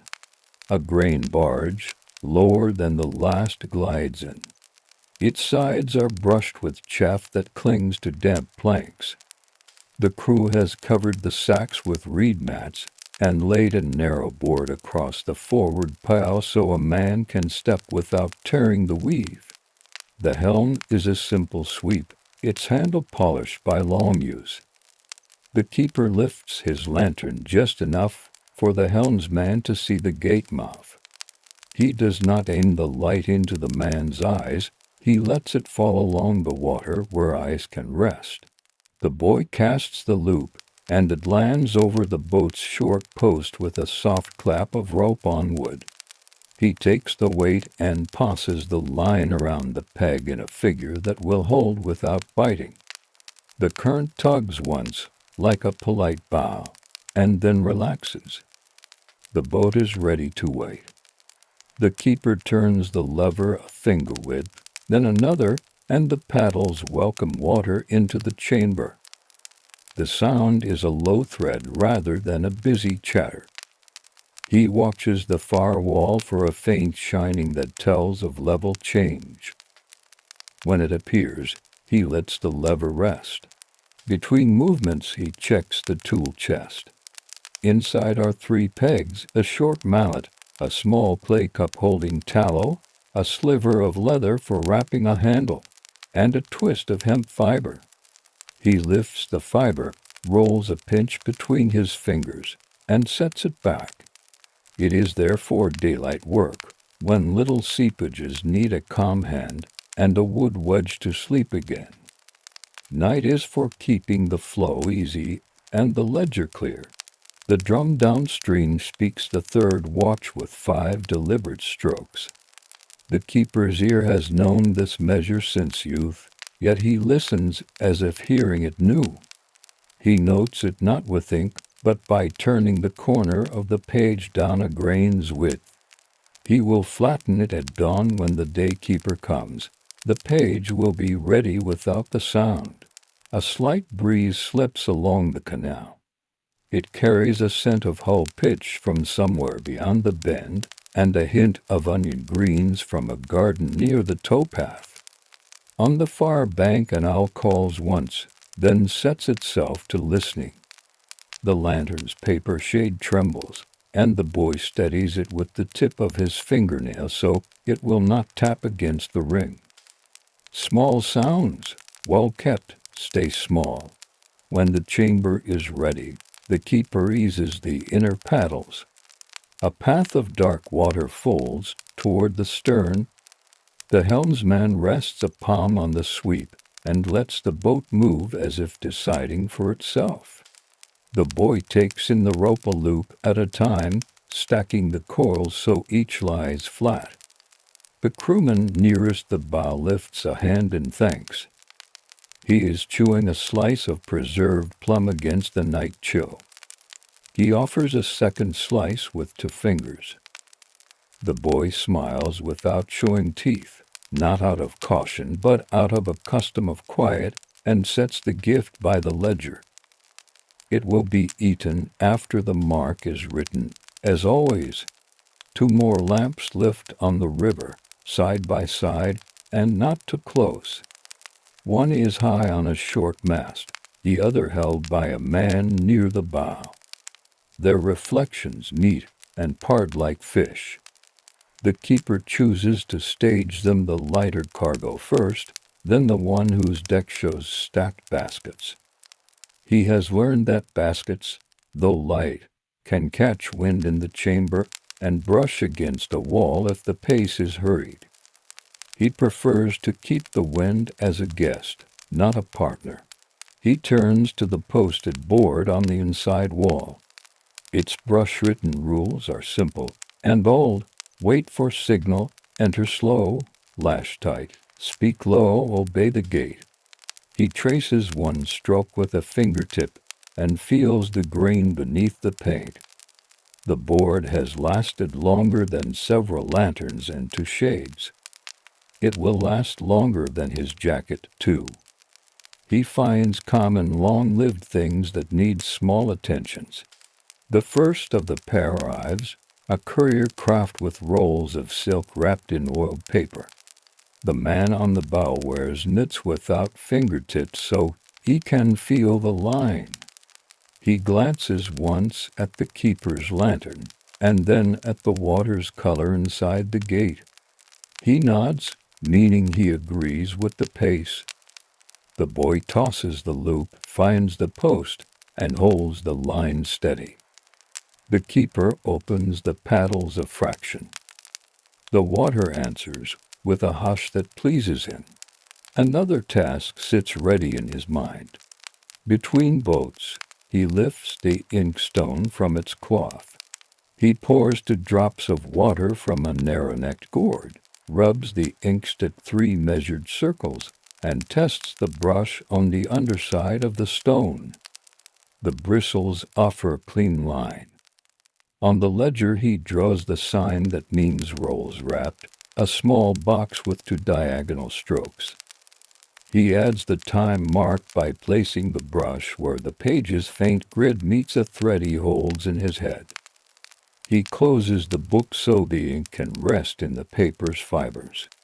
The boy points his chin toward the hinge where a bead of water collects, steady but harmless. The keeper answers by touching the hinge plate with the back of his finger. The temperature is true. He will dab the bead with fiber at dawn when the light is good. He marks the thought with a pinprick of ink just inside the ledger's cover, his private way of tying a thread to the morning. The silk boat slides onward. The second light rolls closer, baskets, as expected, nested willow frames stacked to a careful height, each bound with twine ties that look like little ears. The keeper gestures to the helmsman to enter on the chamber's lee side. A small adjustment only. The man listens with his eyes and complies. The boy holds the line so it grazes the peg and steadies without jerking. The baskets pass the lantern and wear a soft shine along their ends. A dog barks twice on the distant towpath, and then lies back down in whatever straw it prefers. The knight has a long back and welcomes such movements without comment. The keeper presses his thumb into the base of his palm and rolls the muscle. Hands that work the lever ask for simple kindness, and he answers them with the pressure that loosens the fibers. He does the other hand as well and feels the heat gather and then fade. The boy tests the lantern's wick again. The ash forms a little shell at the tip. He lifts it away and sets it on a scrap of paper where it will not stain the plank. He turns the adjuster a hair. The flame takes a leaf shape once more. The shade settles into stillness. The light lines the ledger, the lever, the boy's forearm, the edge of the cup. It leaves the water to its own glow. When the baskets are through, the keeper hears, from very far, a single hollow pop, like the sound of a gourd seed catching in amber. Somewhere a small cooking fire has taken a breath. He imagines a ferryman warming rice in a pot the size of his two hands, waiting for the day to open. Such imaginings do not take his attention from the gate. They give the night a second layer, gentle and companionable. A brief stillness follows. It is the middle's middle, when the canal forgets hurry entirely. The keeper uses it to walk the short length of the lockhouse with slow steps. He counts boards underfoot without looking, a habit that keeps distance alive in his feet. At the far end, he checks the lintel where a swallow's closed nest clings to the beam. Empty as it is in winter, but whole. He nods to it, as to a memory that will return. Back at the lever, he takes the tallow cup and warms it in his palm. When the fat softens, he rubs a whisper of it along the pivot where wood meets the iron collar. The lever answers, with a rounder breath the next time he tests it. He wipes the excess with the leather strip and wraps the strip back on itself. All these things would be done in daylight, too. They are kinder at night. Another lamp lifts. This one flickers, as if the bearer walks and talks. A small passenger skiff, likely, with two people and a hamper. The keeper judges its speed and relaxes. The chamber can rest a breath before welcoming it. The boy, sensing the same, pulls his blanket vest tight across his chest and leans his shoulder into the post. His eyes close for the length of 3 breaths and open again, queerer than before. The keeper does not comment. The silence holds the approval. The skiff arrives with a soft scrape, nothing that needs repair. A woman in a quilted jacket holds a covered basket. A man dips his pole with careful hands. They bow their heads to the lantern without pausing their work. The boy catches the post with his loop and holds the rope with 2 fingers and a thumb. The keeper measures the levels with his ear more than his eye and opens the paddles in a smooth count, 1, 2, 3, then wait. The boat rises the height of a bull and moves on. The keeper takes the preserved plum and bites once, letting the salt sour settle along his tongue. It wakes his mouth without calling attention to itself. He lifts the cup, finishes the tea, and sets the lid over the rim so heat will rest a while longer. He flips the ledger to a new page the night's second and smooths it with the back of his nails. The paper fibers welcome the touch and lie down. He writes 3 small signs, baskets, skiff, quiet. The third is his own invention, a curl like a breeze that means all went as intended. He adds a dot for hinge bead and a notch for tallow at the pivot. The brush makes a dry whisper across the paper and ends with a neat tail. He cleans the tip on the stone's edge, sets the brush on the ledger cord. and lets his hands fold around the lever's handle again. Upstream, a lamp dips and straightens. The keeper lifts his own lantern in answer, a height that says the gate is ready. The boy takes his place with the rope, and the lock returns to its useful breathing. The night continues in measured kindness, and the wooden lungs of the gate fill and empty as if they, too, were content to stand watch. The night shifts into a deeper blue. Over the water a thin sheet of breath floats and breaks against the stone where the keeper's hand often rests. He feels the air cool around the lever and smooths a palm over the handle as if greeting an old friend. A moth visits the lantern shade and leaves a powdery trace shaped like a comma. The boy notices it and, with the edge of his sleeve, brushes once, gentle enough not to tear the paper. Far downstream, the drum answers the hour again, this time a slow pattern that marks the change toward the fourth watch. In the keeper's mind, the 5 watches are more than numbers. They are flavors of dark. The first like warm tea left on a sill, the second a long corridor, the third a still pond, the fourth a handled bucket lifting from that pond, and the fifth a lid drawing back from a fire. He does not say this. He keeps the sense of the hours in his hands, where it helps to faint glows appear beyond the bend, as though someone has tipped rice grains of light onto the surface. The keeper lifts his lantern a little and then lowers it, which tells a careful crew to keep pace.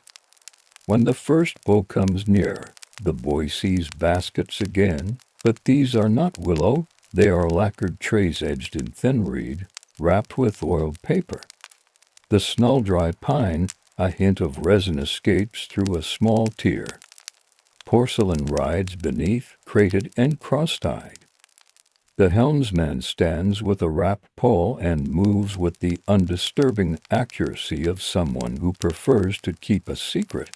The boy casts, lands true, and folds the line around the peg in a figure that holds, and releases without argument. The keeper opens the inner paddles a breath width, then another, counting under his tongue. The gate's wood answers with a small talk of fibers settling. When the boat glides into the chamber, the keeper motions with 2 fingers low, stay close to the wall, leave room for the second. The helmsman nods by blinking, a courtesy that does not waste sound. Behind, the second glow resolves into a flat boat loaded with long bundles wrapped in matting. The ends show a soft pale color where the wrapping splits, reeds perhaps, or paper mulberry bark bound for a workshop upriver. A woman sits near the bundles with her hands inside her sleeves, a thick scarf crossed at her chest. She watches the lantern's edge rather than the flame, as boat people often do to rest their eyes. The boy sets a loop for them too and drapes it with care. 2 boats in the chamber are not a crowd when everyone listens to the wood. The ledger receives their signs. The keeper draws the little square for crate, a shallow arc for tray, and 3 thin marks joined at one end for bundles. He adds the hour and the house way to brush points set side by side like seeds. He does not hurry. The strokes, ink likes patience. The paper rewards it. Between entries he lets the brush rest and lifts the tea lid. The steam is gone. The warmth remains. He drinks, swallows, and closes the cup again. The boy is satisfied with the lantern's temper, unwinds a short length of spare line, and practices a binding knot across his knee slow enough to feel where the rope wishes to lie. He has a list of knots he hopes to know by spring. It is not written anywhere. It is stored in his fingers. The keeper leans on the lever to ease the water down the outer side while raising it within. The sound is smooth and long, not a flock of little notes, but a single line. The night near the water is full of lines like that tow lines, ledger lines, the fine crease of a current traveling along the stone. He has learned that guiding lines do their work best when drawn with as few gestures as possible. From the towpath, dim as a breath on glass, comes the shuffle of a porter returning with an empty yoke. The wooden shoulder bar taps once against the man's back. Then it is quiet again. A few reeds tick together in the stiffening air. The woman on the second boat lifts her scarf to warm her face and lowers it again. The boy finishes the knot, loosens it without noise, and coils the spare line into a ring that he sets under the peg's shadow. When the water levels meet, the keeper rests his palm on the lever and lets the press of his hand tell him if it is ready to move. It is. He slides the bar further, and the inner paddles relax into the open position. The first boat answers with a slow exhale. The second follows with a soft bump against its restraining line and then settles. He likes when the boats seem to understand each other. The helmsman of the porcelain craft offers a small stamp of red on a strip of paper. The keeper does not take it as a token. He accepts it as a notice that the crates match their slips. He presses the strip to the ledger's margin and smooths it with the side of his brush so the glue will hold. He records the seal shape with a tiny box and dot. Then he closes the ledger half an inch so the page will not warp. The habit is older than the boy and will outlast this lantern shade. Dew begins on the stone near the far post. The boy runs two fingers over the surface and shows the shine. The keeper nods and unfastens the leather from the tallow cup. He touches a whisper of fat to the iron collar at the paddle's axle. The motion is practiced and unremarkable. The night's care includes such small gifts. Wood welcomes a little kindness before dawn. Beyond the lockhouse, the sky loosens to a grainier blue. The fourth watch begins its slow turn. On some nights this is when a cormorant fisherman slips by with a ring of bells lying quiet in his lap, and birds drowsing on the gunwale. Tonight there is only the steady procession of work boats and the occasional skiff. The keeper is content. Variety belongs to the day. Night has a clearer appetite. A courier from the towpath appears briefly bareheaded, a scarf tied like a pouch for warmth, a bundle of paper tucked under his arm. He calls the word soft as a hand against cotton, not to the keeper, but to his own night. The boy watches him pass with the attention one gives to a cat crossing a courtyard. Then the boy looks back to the line. The rope, at least, returns your attention. A little maintenance waits between boats. The keeper lifts the tool chest lid and reaches for the folding measure. He checks the clearances at the bottom seam, moving the thin wood tongue into the narrow run where water likes to test patience. The measure tells him everything is as it should be. He records nothing. This is a feel-only task. He sets the measure under the chest's leather strap and lays the mallet next to it with the handle pointing toward his right hand because that is how he prefers to reach it when the day keeper arrives, and they trade names of what has been minded. He takes the boy's practiced knot from the peg and, with slow explanation, redresses it as a clove with a modest tail. He shows the path of rope with two fingers, neither scolding nor praising. The boy copies once, twice, until the line lies the same way twice in a row. They both seem pleased, though no one remarks on it. The lantern says enough by remaining steady. In the channel, the porcelain boat gives a tiny creak that means the aft load wishes a hand. The helmsman presses his palm to the crate corner. The sound disappears. The keeper opens his fingers at shoulder height. Go. The man answers by shifting his weight. The bow kisses the gate mouth and then glides through.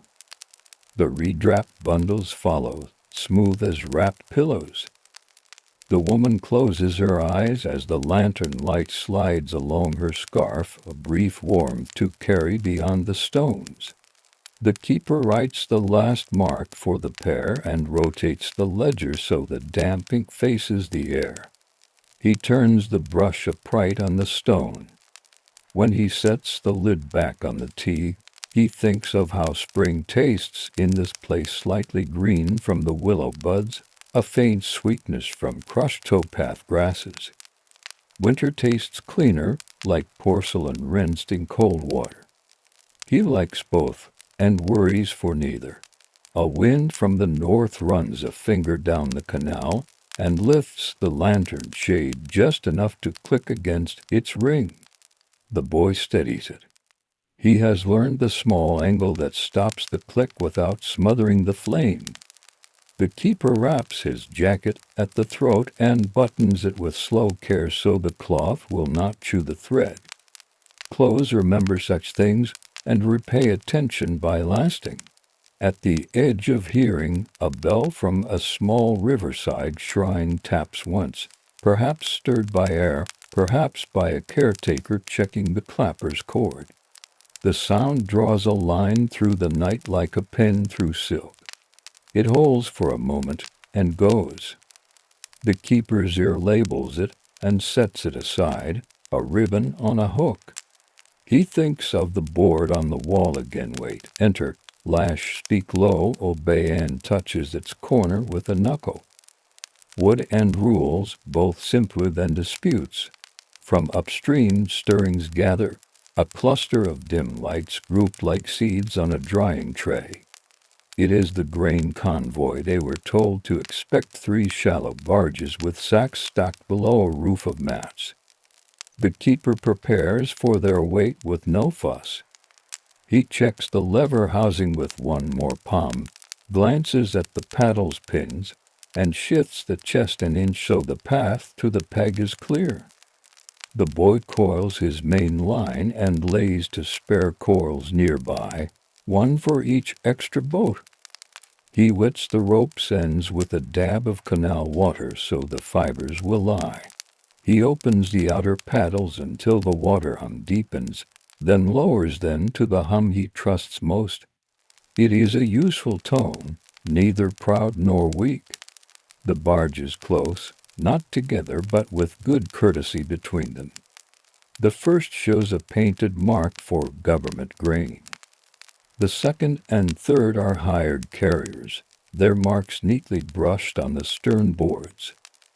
The keeper lifts the lantern and lets the shape of his arm select the order, marked first, then the pair. The boy's loop finds the first post, the keeper's lever makes the chamber welcome, the barges obey the wooden lungs of the lock. Voices skim the surface and lie down. One sack settles with a muffled sigh, the mat roof whispers as someone smooths a fold. When levels meet, the keeper's hands flow through the sequence that has the polish of a prayer. Close outer paddles, rest, open inner, rest, wait for the water to teach the timing.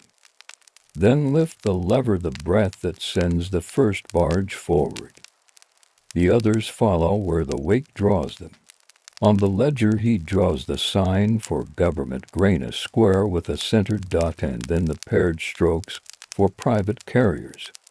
He adds the scenes and closes the page past the spine so the ink can sleep. The boy rubs his palms together and breathes into his fingers. He is not cold. He is telling the night that he is still here. When the barges are gone, a broad quiet returns, wider than the lockhouse, as though the canal itself has stretched. The keeper takes the spoon from the tea kit and wipes it with a square of rag. He sets it back so the handle points toward the ledger and not toward the water.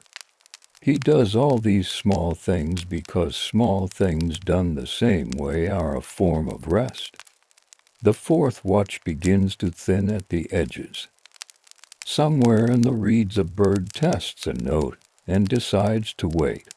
The keeper touches the lever again out of habit now, not need, and feels its weight honest in his palm. He looks once at the boy, who has set the coils how they please him. The lantern's light sits calmly on their faces, and the gate holds its breath in a way that is not suspense, but contentment. Upstream a dim, single light wavers, like a thought taking shape. The keeper lifts his lantern in reply, at the height that says, "Come when you're ready."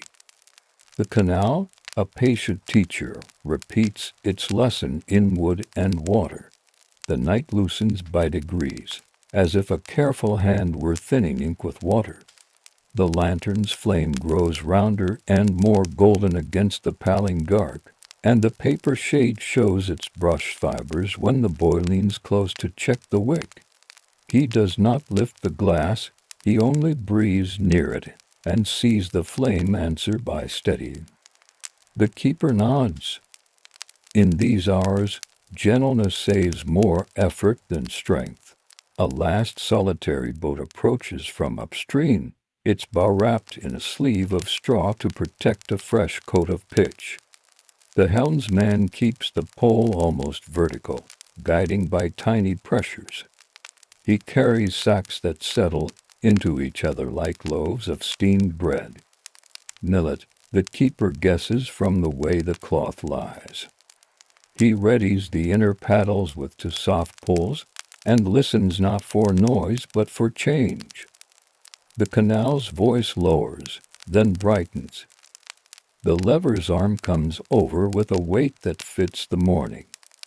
In the chamber, water rises till it thinks it is level. The boat accepts that thought and eases forward. The ledger waits on its board, open to a clean page, cotton threads of its binding visible at the spine. The keeper dries the brush on the stone's lip to a neat point. He draws the small sign he uses for sacks, 3 close strokes like bundled stems, then a round dot for miscellaneous because the count is modest and honest. He adds the arm mark as to seeds separated by a hairline of untouched paper. The boy watches the brush lift at the end of each stroke. He likes that part, the pause that prevents a blot and lets the mark breathe. A cool scent, green and faint, runs along the towpath. Willows have noticed the season turning and whisper their opinion to the air. The boy rubs his sleeve against the bridge rail and finds it damp with dew. He smiles at the dark oval his cloth leaves, a little calendar note of the 5th watch arriving. Far to the east, in a place they cannot see, a rooster enters a house. The sound reaches them filtered by distance, and by the way water carries certain notes farther than others. Between boats, the keeper does his quiet round. He presses his palm against the lever's shoulder to feel the temperature of the iron pin. He kneels to test the wedge that keeps a side plank from cheddar. He runs a finger along the rope's working turn where it meets the peg, checking for stray fibers that might begin a quarrel. The boy opens the chest enough to let last night's air out, and this morning's errand. He counts the tools without speaking. Mallet, folding measure, spare pins wrapped in paper, brush and small inkstone for the day keeper, ledger board. He smooths the rag that sits on top, corners aligned, a small gift to the hours that will follow. On the wall, the house rules hang as always, brushed in characters the boy has copied onto scraps for practice. Wait, enter single file, lash, speak low, obey. The keeper's eye rests on them the way one glances at a familiar gate when passing through, not for the words, but for their habit. He taps the wood gently with his knuckle, the same knuckle every time, and the wood replies in its own timbered voice. Things last when people keep them company. The canal's color lightens from iron to tea. Each ripple has an edge now. A reed near the far post displays a bead of water, as bright as a grain of rice.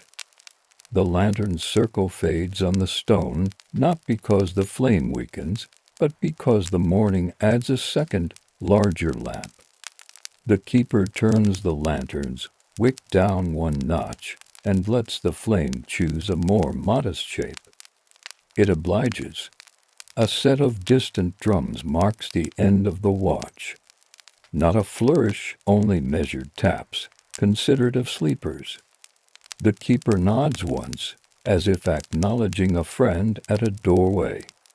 He draws the brush through water, rubs it on the stone to a soft point, and lays it across the porcelain rest with its head facing away from the ledger. Little disciplines keep ink where it belongs and prevent accidental commas in the day's work. He pours the last of the tea into the small lid cup and offers it to the boy. The boy warms his hands first, then sips. The tea tastes thin but honest, like the last page of a story that ends where it needs to. He hands the empty lid back. The keeper wipes it with the corner of the ledger cloth and nests it on the pot again. From the towpath comes the scrape of sandals mindful of waking households.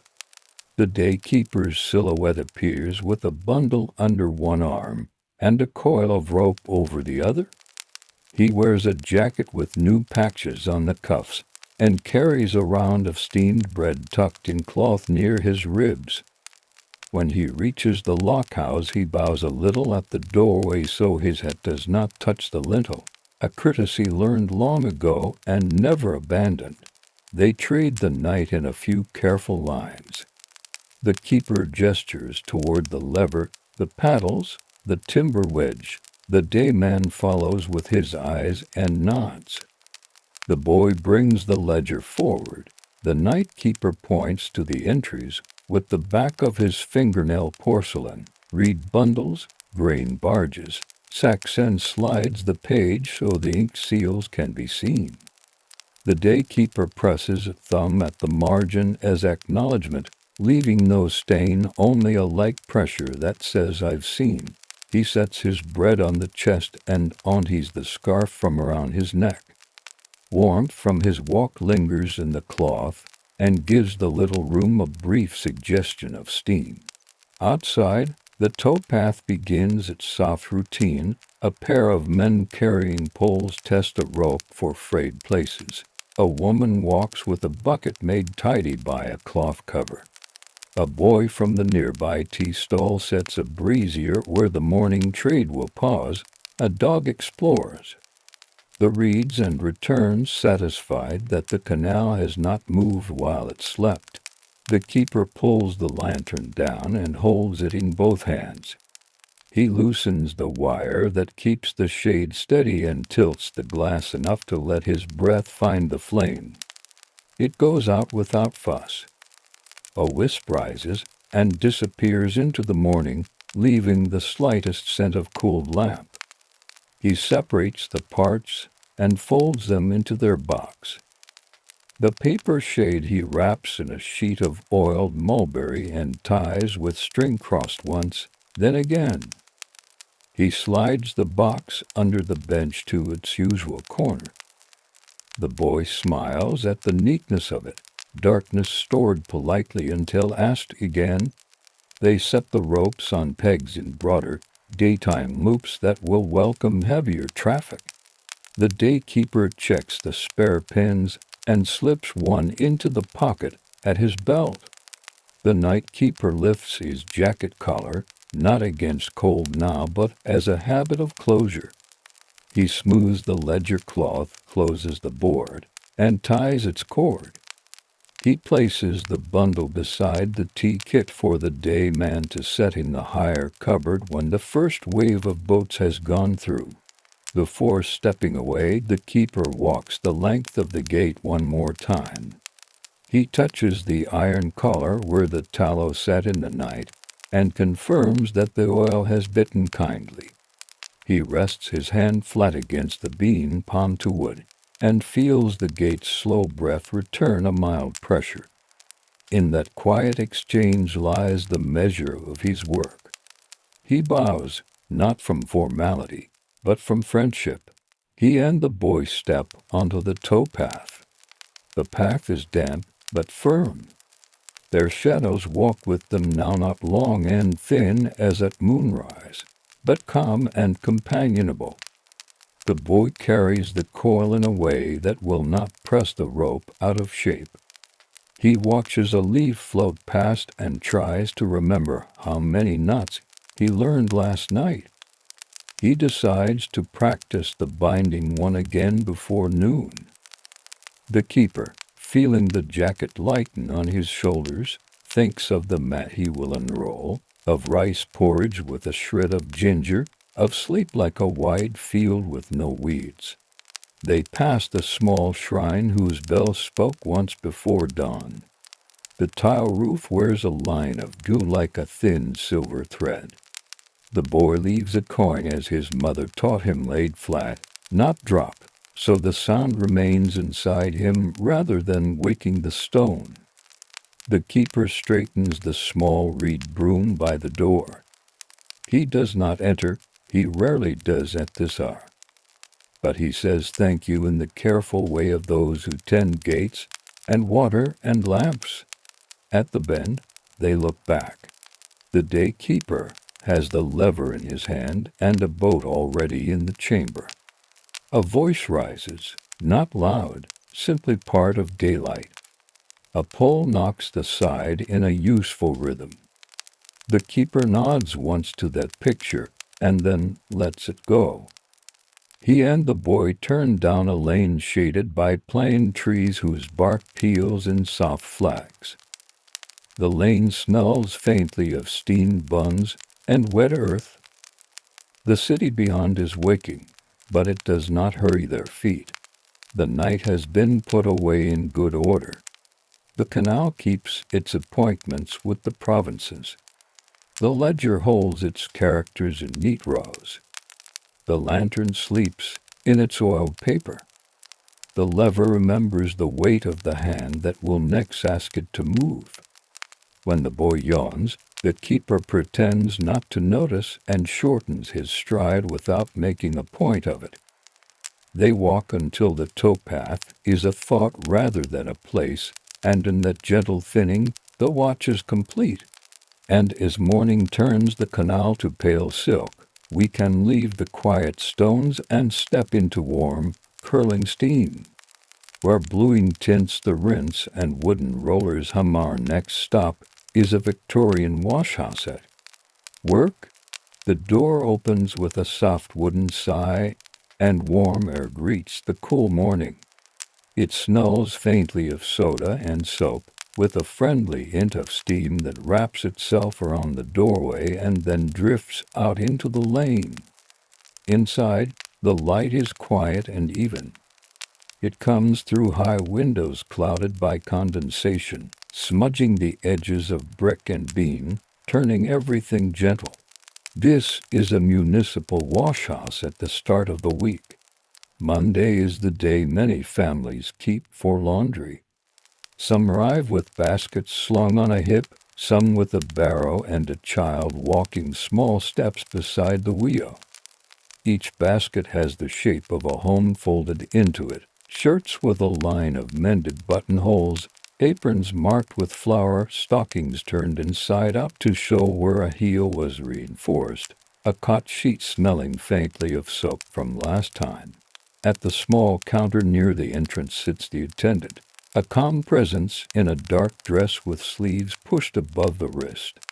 She tends a tin box of tokens and a worn notebook. A customer sets down a penny and receives a metal disc stamped with a number that matches a copper tub. She also gets a blue painted peg that will later hold her place at the mangles. The attendant writes two simple words on the page, the family name and the hour, and the name is carried along the morning like a label tied to a traveling parcel. The washhouse itself is a simple rhythm of spaces. Along one wall, great round coppers sit like peaceful kettles, brick-shouldered and iron-lipped. A little fire smolders beneath each one, tended low and steady, so the water warms without complaining. Beside them are tubs of stout wood bound with iron, their surfaces rinsed smooth by years of use. The copper lids shine with dull patience. On hooks nearby hang wooden dollies and passers plungers with 3 or 4 rounded feet which will be used to press and turn the cloth. A shelf holds soap cut into pale bricks, soda crystals that clink in a jar, and a few lumps of washing blue wrapped in paper. A woman lifts her basket to a bench and unrolls a coil of line laundry sheets folded very square. Towels soft with age, a neat stack of colors laid like white leaves. She lays out the work in small, manageable bundles. First the whites, then the colored shirts, then the small things, handkerchiefs, infant wraps, socks. She ties the ribbons of her cap back behind one ear to keep them out of her eyes. Another woman older tips a pitcher of water into a tub and tests it with the inside of her wrist. It is warm enough to welcome soap, not so hot that fingers will complain. Soap slips into water and leaves cloudy trails. A bar rubs gently against a shirt front, then across the cuffs where ink once said hello. The cloth drinks the water, grows heavy, and relaxes. The dolly's round foot descends, pressing, turning, rising again, setting a slow beat that can be kept for an hour without strain. The sound is muted and regular. It does not call attention to itself. The dollies do their walking dance around the tub, and the water, a little shy of boiling, thickens with soap. On the next bench, a small child stands on a wooden crate to see better. He has a task he enjoys, sorting pegs and laying them in a neat line. He holds a peg up against the light to look at the grain. The attendant slips in a smile and points toward the mangle queue, where his mother's blue-painted peg will earn its turn. He nods with solemn care, as if given a secret. 2 women exchange quiet greetings. One pours a dipper of hot water from the copper into the wash tub and adds a palm of soda. The other, who remembers her mother's way, dissolves a pinch of blue in a cup and tips a little of the milky color into the rinse for the white sheet that waits in a basket. A sliver of color eases the yellow from cotton. It is not so much a trick as an understanding, a polite correction to light. On a table near the window sits a heavy wringer with 2 rollers and a handle that travels through its own small arc. People call it a mango, but here the word is said softly, without sharp edges. The rollers turn at a patient speed, squeezing water from folded cloth. A woman places a towel between the rollers and turns the handle. The towel thins, spills its water into the trough below, and comes out lighter, not yet dry, but like a person after a long walk more comfortable. She stacks the towel on a bench and offers the handle to the next person, and the rhythm continues. The floor is washed wood with a shallow gutter that runs toward a corner drain. The gutter speaks in a thin voice all morning, collecting stray water and persuading it to leave. Clogs on the boards make a mild clicking that never turns to clatter. Cords hang overhead like well-behaved vines, not yet burdened with damp cloth, but expecting it. When someone pulls the long pole with a hook, the line lowers, welcoming the first rinsed piece pinned at the seam. A kettle sits on a small iron plate to one side, Its steam a smaller cousin to the washhouse clouds. A tin of tea leaves stands nearby, and a shared cup rests upturned on a clean cloth. Every so often someone pours a little hot water into the cup to warm it and places it back, then adds a spoon of leaves for those who need a moment between tubs. The tea is not for conversation, it is for steadiness.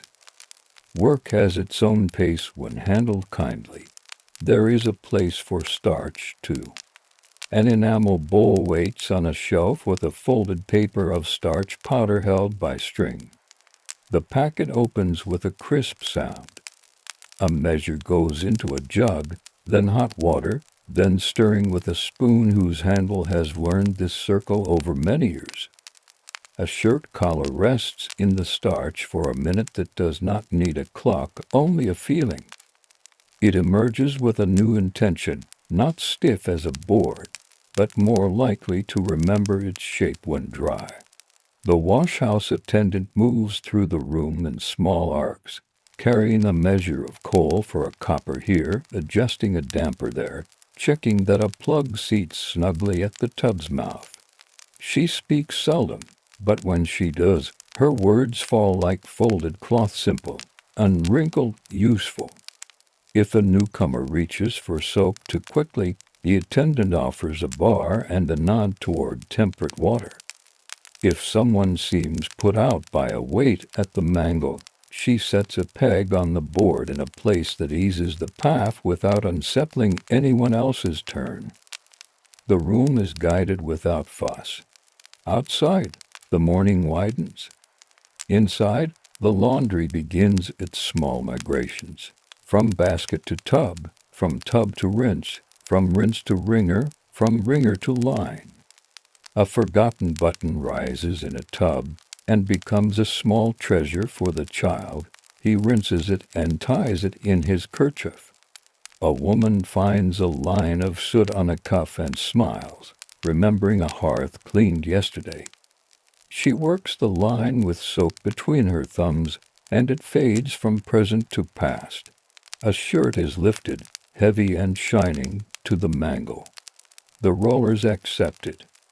Water drips into the trough with a quiet insistence, a metronome for the morning. The handle turns, the cloth becomes lighter, the stack on the bench grows.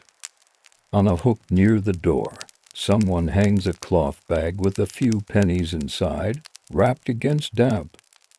The pennies make the faintest sound as they settle, like a polite agreement. In the corner, a small slate leans against the wall with a stub of chalk tied to it. The attendant writes a note for the afternoon, boiler check 2. The chalk squeaks once, a sound that fits the air, and then leaves it alone. The attendant brushes a hand along the rim of one copper, feeling the even heat. She nods to herself, pleased that the fire has kept its promise. By midday, the room has found its evenness. The early hurry, such as it was, has softened into steady steps and practiced hands. The first lines now hold long sheets that drip in slow, orderly drops. A breeze from the open upper windows moves them just enough to remind everyone that air helps as much as heat. Shadows of hanging cloths shift on the floor, and then return to their places. Nothing extraordinary announces itself. That is the comfort here. The tools are familiar. The order is kind. The work lightens as it moves. If a sleeve knocks against a bucket, the sound is muffled by steam. If a pin falls, it is found and set upright again. Like a thought that nearly wandered, mid-morning brings the calm middle. Steam loosens its grip on the rafters, and the windows shine with a pale film, as if they too have been rinsed. The ringers, patient all morning, begin their quieter songcloth, passing through, water pattering into the tray. Handles turning with steady wrists. There is no hurry in the motion, only repeatable comfort. A woman oils the ringer's cogs with a dab from a small tin. The scent is faint and practical. The rollers thank her with smoother turns, and the handle's arc becomes easy, almost lazy. She folds a shirt once, then again, then feeds it in with the buttons tucked inside so they won't meet the roller's firm attention. The water sighs out in a clear ribbon.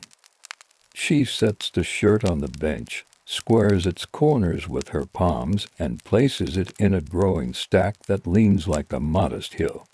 Above, the lines take on their first real weight.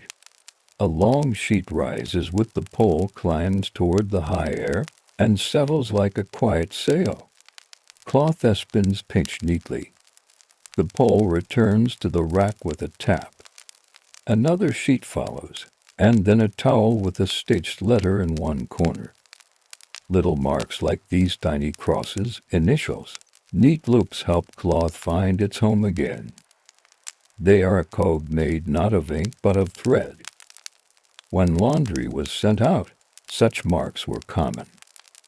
Here, in the municipal room, they are a comfort too, a way to whisper, "I belong to someone." Near the coppers, starch waits its turn. A woman stirs the mixture until it yields a weak shine. She tests it with a finger. Cool, smooth, agreeable. A color lowers into the bowl and disappears like a crescent moon behind clouds, then returns changed, no longer limp, but purposeful. It rests on a towel to breathe. A light brushing will even it further. In a moment, cuffs follow. The woman smooths each with the flat of her hand, then lays them apart so they will not gossip and stick together. Starch is not a harsh master here, it is a polite suggestion. At the rinse, a blue bag appears, muslin tied with twine, holding a small mystery. The bag swirls in a bucket, and the water tips gently toward a soft sky. Modern chemistry would explain why this works, but the effect is simple to see.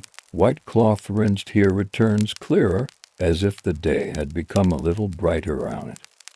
A handkerchief dives through the blued water, floats once, and is lifted, lighter in spirit. The bag returns to a hook to drip, safe from curious fingers. Along one wall sits a shelf of brushes and boards. A ribbed washboard leans against a tub, its glass ridges smooth from years of soap suds. A brush with short bristles kept for colors waits next to a longer, softer one for blankets. Their handles have learned the shape of many hands. A woman takes the collar brush, lifts a shirt to the light to find the shine of use at the neck, and with short, even strokes persuades the mark to leave. It is not difficult. It is simply a matter of time and temperature and attention. A small table holds mending bits for those who choose to do a stitch while waiting. There is a jar with needles stuck in a pink cushion, a tidy handful of thread on paper cards, and a thimble that has belonged to the Washhouse longer than anyone can say. A woman threads a needle and places two small running stitches along the side of a tier, then a neat whip over the top. She knots the thread and bites the end to tidy it. This is not part of the official service.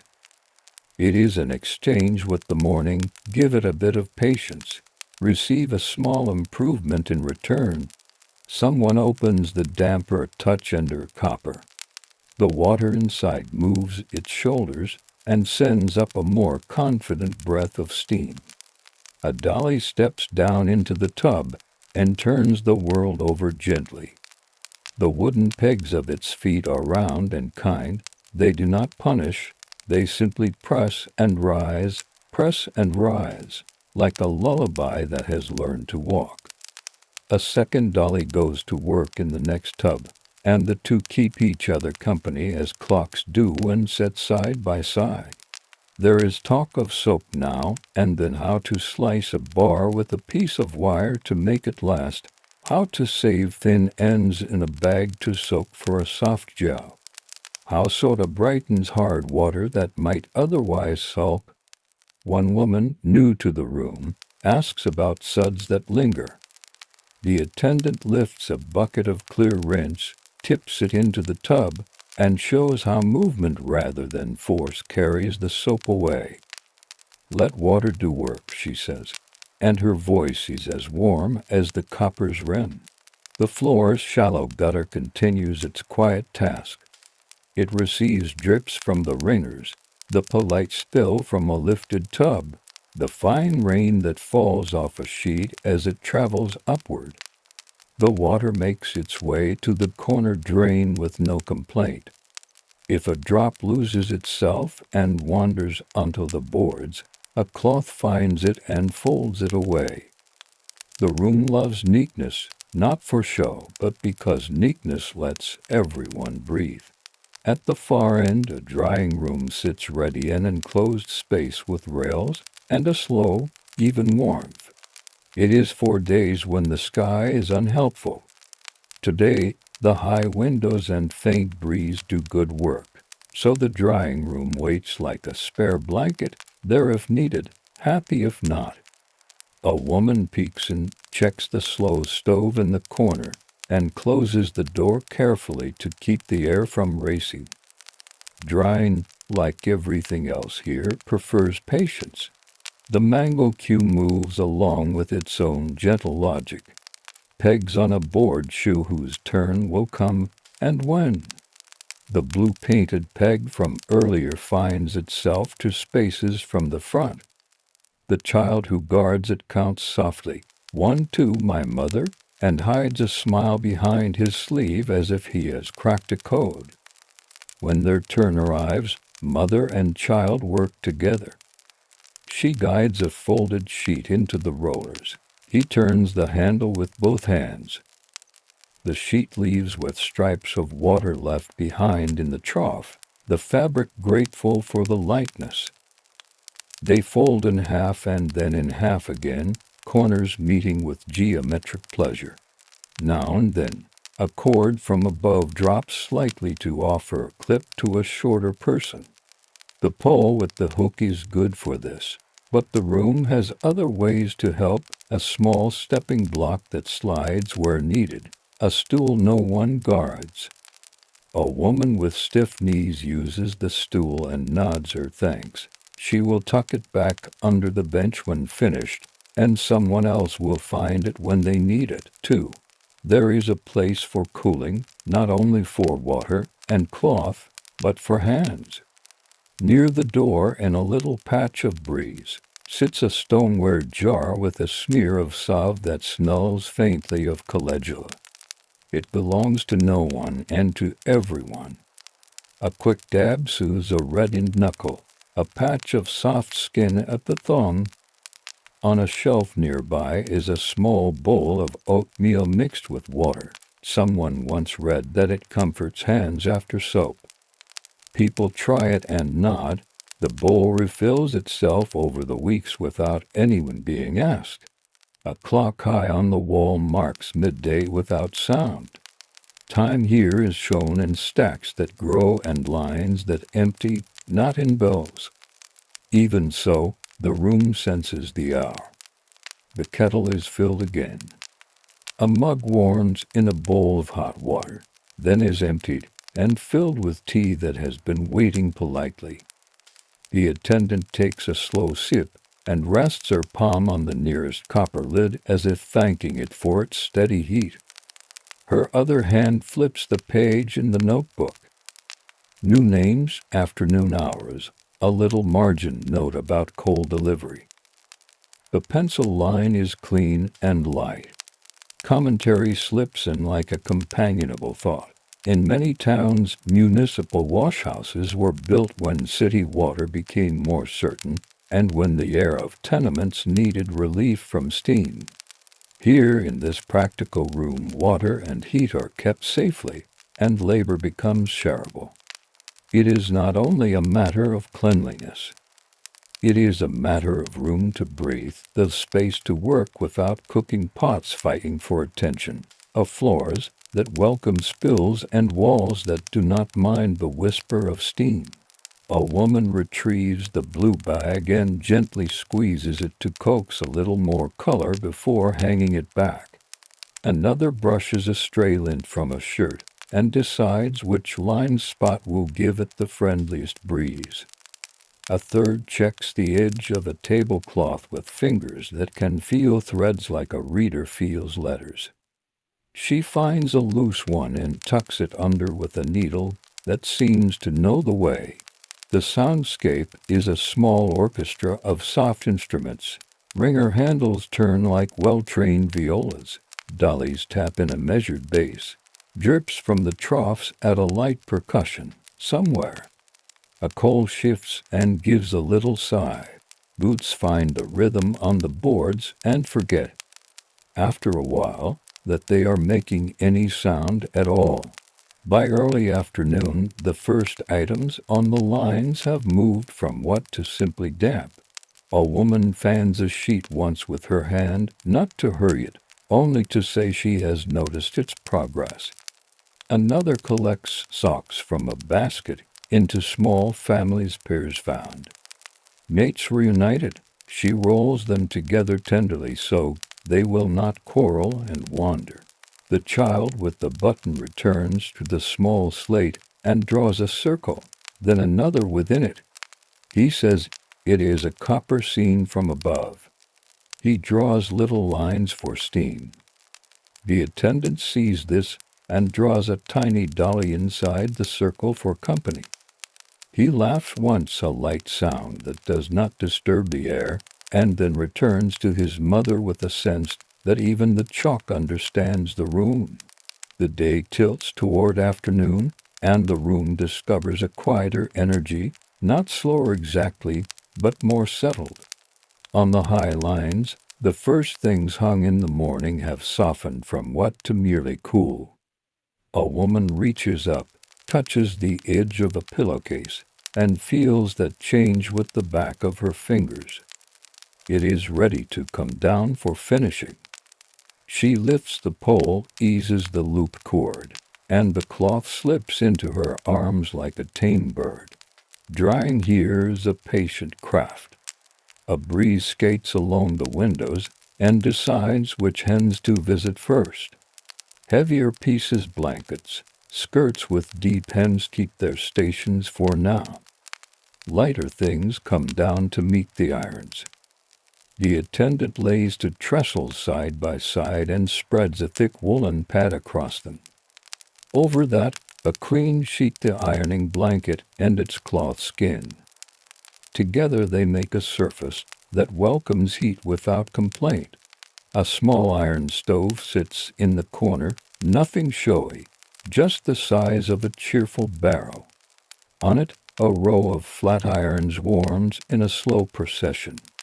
A careful rotation has been learned over years. One iron in use, to gathering heat, another cooling slightly after service, all moving like carriages in a quiet station. Each has a wooden handle that lifts away to keep fingers safe when the metal drinks fire.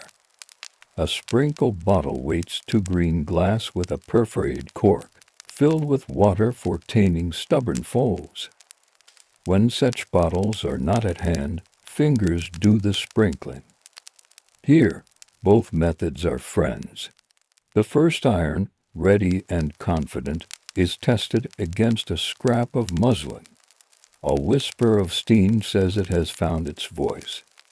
A woman lays a pillowcase smooth, then a pressing cloth over it to shelter the fabric. Press, lift, slide, never scraping hard, always light. The heat leaves a calm sheen. Corners meet neat corners. The iron pauses at the edges to persuade them to behave.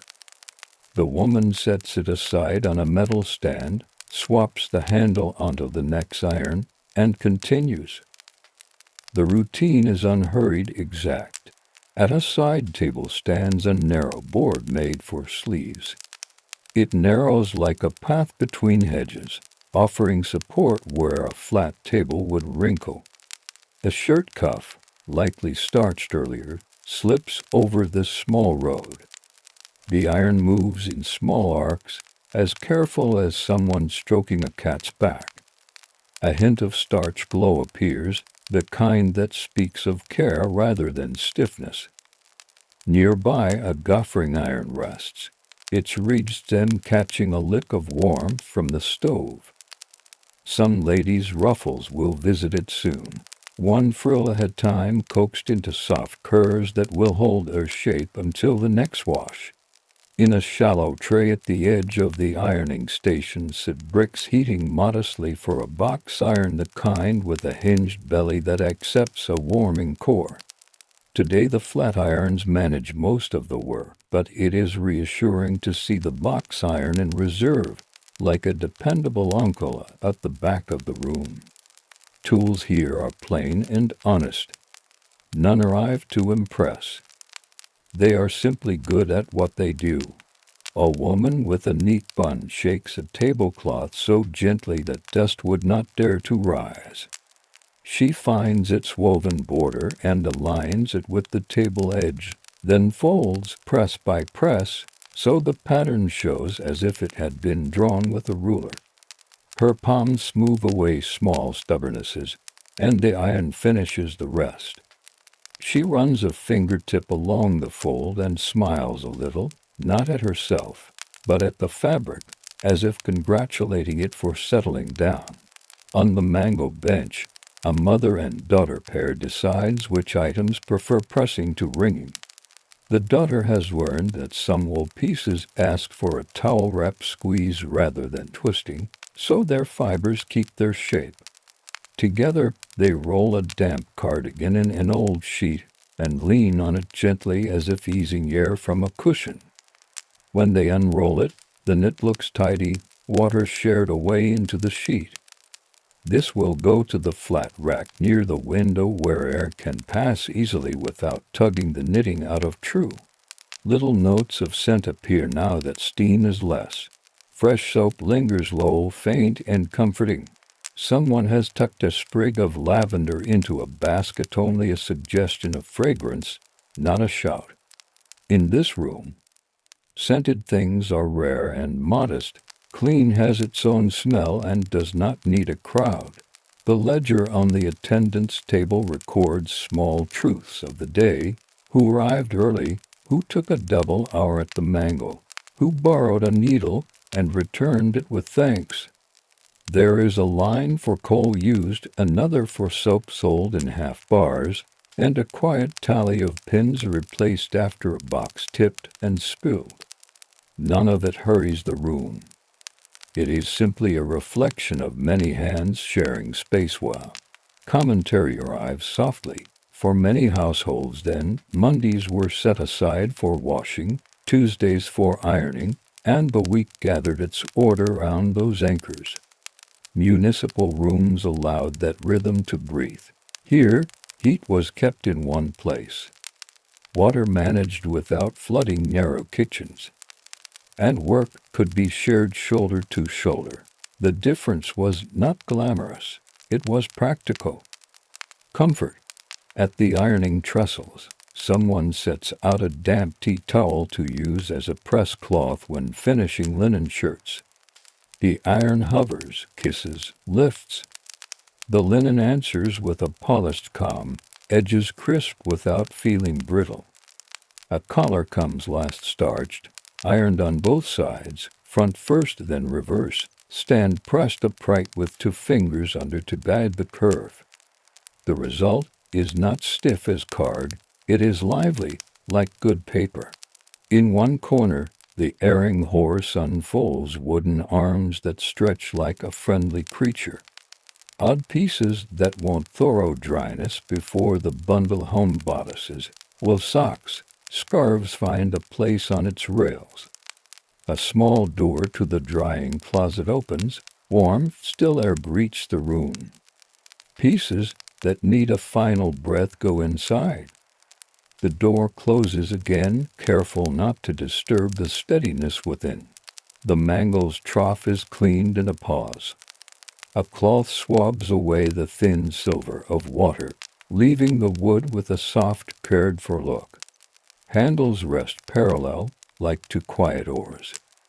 The rollers, wipe and turn the touch, wait for the next run. A new peg moves up the cue board. A head rests on the bench with a note pinned to it. Please, no heavy press. Well felt, needs kindness. The attendant nods, understood. On a stool by the stove, irons trade places again.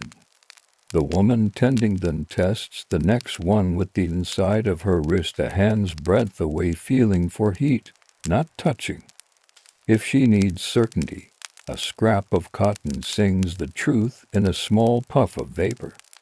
She lifts the handle away from one iron, settles it onto another, and the work continues without interruption. There is no rush. There is, instead, a good cadence. A school tunic brings a small decision, a stain of ink along the pocket. A bottle of milk sits on the shelf. A dab will coax ink to loosen if tried soon enough. The attendant touches milk to the spot, waits, and rinses. The mark softens. Later, the remainder will be persuaded with a little soap to mind its manners.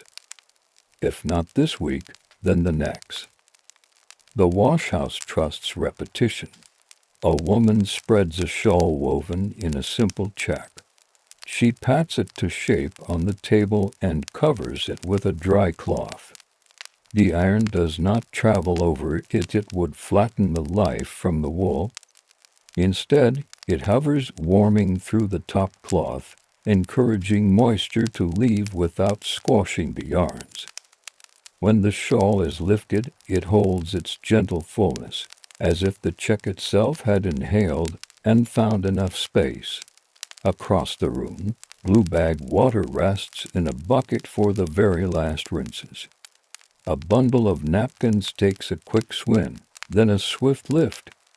They hang on a low line for a few minutes, then come to the ironing board where each is folded into a square the size of a comb hand. A finger tucks one edge in precisely.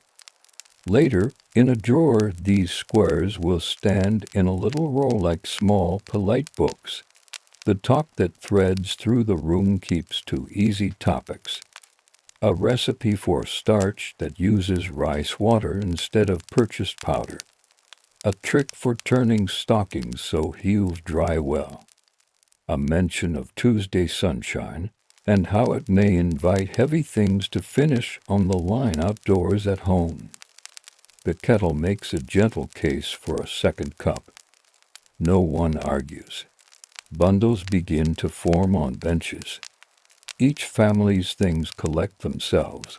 A stack of shirts, a ribbon parcel of collars, a tidy tower of folded sheets, a roll of towels that looks like a small log. Paper is scarce, so string and cloth strips do most of the tying. A wax pencil writes a surname on a scrap, or a colored thread tucked under the string marks whose is whose. The system is not grand, but it works like a friendly map. Now and then a latecomer arrives with a small emergency one dress needed for tomorrow. The room absorbs the request without fuss. A tub is found spare, a place on the line offered. A turn at the mangle shared. The dress will be ready not by miracle, but by many hands making a little space. As afternoon light rounds toward its softest angle, the irons complete their steady circuit, and the last damp edges find warmth. The erring horse keeps a calm watch. The drying closet breathes on quiet rails. The ledger receives a few more entries in light pencil. The floor's gutter carries away the final drips of the busy hours. Late afternoon rests softly on the panes, and the room adjusts again, this time toward finishing. The busy middle hours have passed. Now the work narrows into details that make going home feel certain. Baskets stand in quiet rows. Along the wall, each with a loop of twine tied to its handle, and a small token hanging like a modest medal. The tokens are thin discs, brass gone honey dull, stamped with numbers and little crowns. They clink very gently when handled. Each disc tells how many hours a bench was used or how many times the mangle turned for a family's laundry. Some houses issue clay chits instead, punched with holes to mark turns. Here it is brass, worn to the fingertips. The attendant counts without hurry, sorting coins into a wooden tray whose compartments have been labeled in pencil years ago. Wood remembers every coin that ever rested there. Its surface shines in shallow ovals. A slate board lists what's left to do. Chalk has traced a short queue. Finish collars for drying closet check cords. Floor gutter swab, a small hand, the helper girl from the morning. Dabs at each line once it is done, keeping the chalk soft so dust will not ride the air. On the ironing trestles, the last of the napkins meets their comfoes. The sprinkle bottle gives a final whisper over a stubborn corner, and the iron's gentle weight persuades the cloth to behave. As each square is completed, it is stacked, turned, and stacked again until the edges align like the steps of a tidy stair. A length of cotton tape ties the pile with 2 easy knots. A pencil writes a surname on the tape. The handwriting is neat because it has been practiced in the margins of ledgers during quiet moments. Buttons gather themselves in a little saucer on the attendant's table. They arrive throughout the day, fugitives from cuffs and bodices, bone shell, dark glass, and once in a while a mother-of-pearl circle that flashes like a small moon. A tin holds needles, and a reel of thread with a pin thrust into its side to prevent unraveling. When time allows, a button goes back where it belongs. If the owner has gone, a paper tag is tied through the hole so it can find its garment next week. The tag is not fancy. It is enough.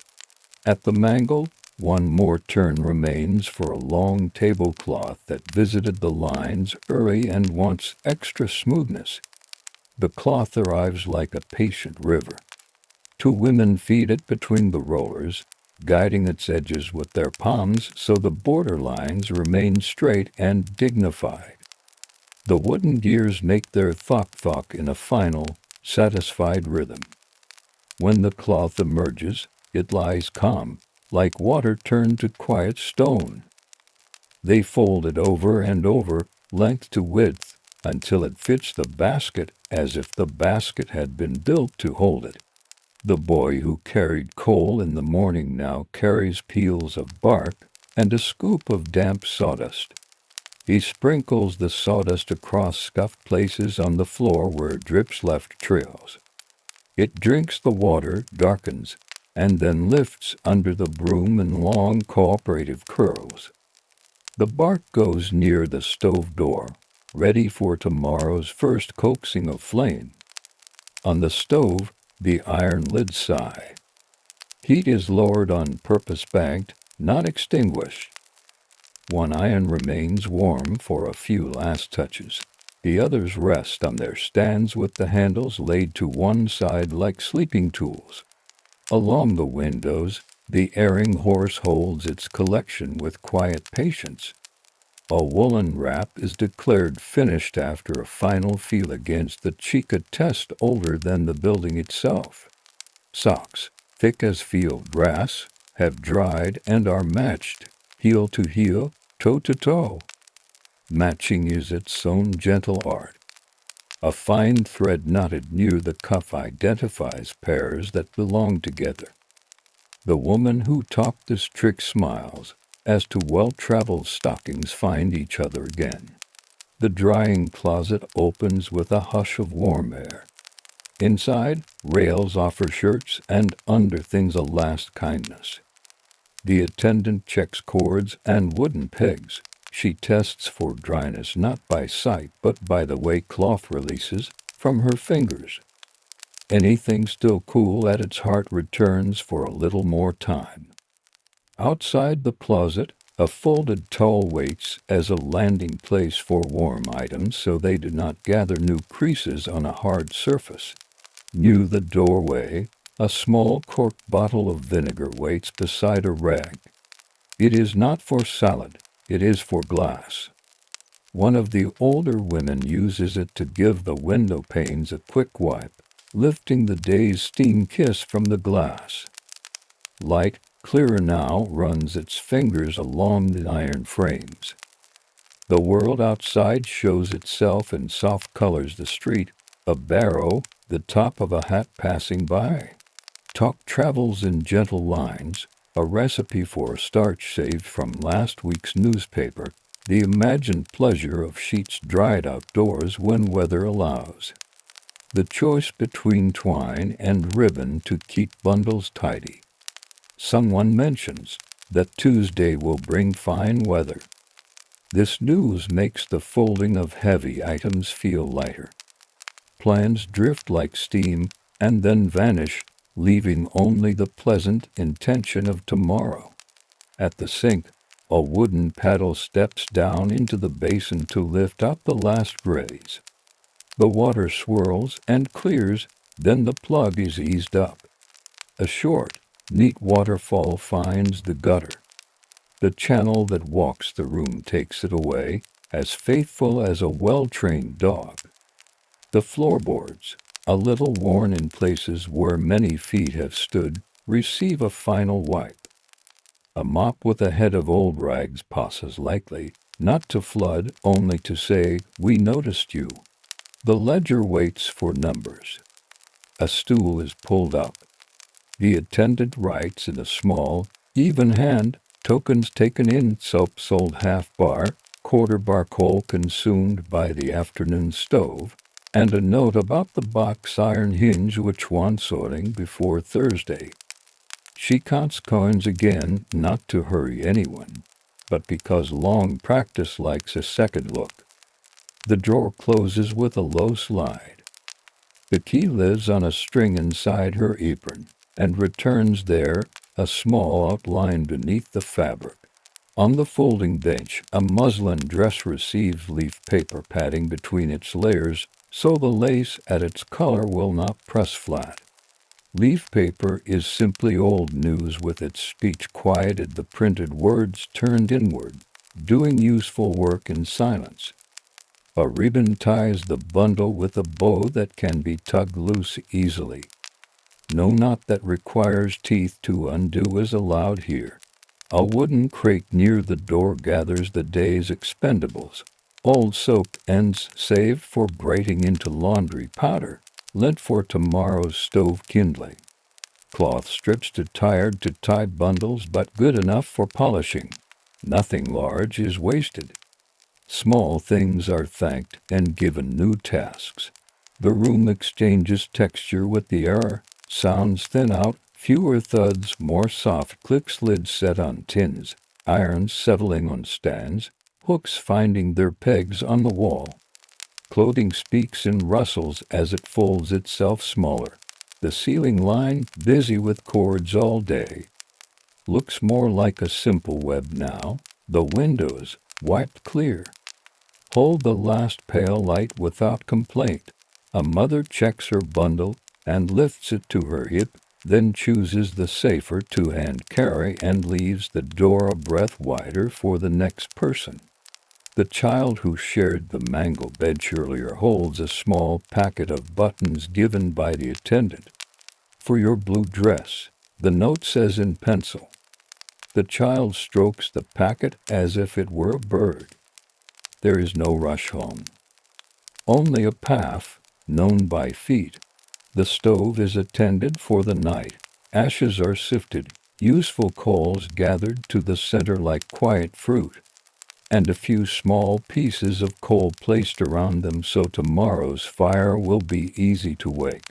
The vents turn to their resting angle. The stove gives a faint crack as metal cools. a sound this room knows by heart. Before the door is barred, to last errands, cloth has been spilled under a bench or coaxed into a tin, and the lost and found shelf receives a handkerchief embroidered with the letter M. It will wait there like a folded letter until claimed. A small chalked note beside it reads, "Found near Mangle." The handwriting is the helper girl's, careful and pleased. The attendant looks once around the room, not for flaws, but for peace. Tubs empty, lines lighter, benches clear. The erring horse keeps its steadied pose with only a pair of socks on its lower rail, tagged for an evening pickup. She leaves the outer door on its latch and steps out to meet the cool air. The smell of coal smoke from neighboring chimneys meets the softer scent of soap from her sleeves. She draws the door and presses the latch, and the room holds its breath the way rooms do when they are content.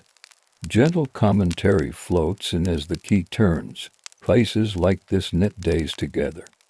They turn the hard task from a solitary burden into a shared, measured effort. Order was a form of kindness. Heat gathered in one stove was a community's thrift.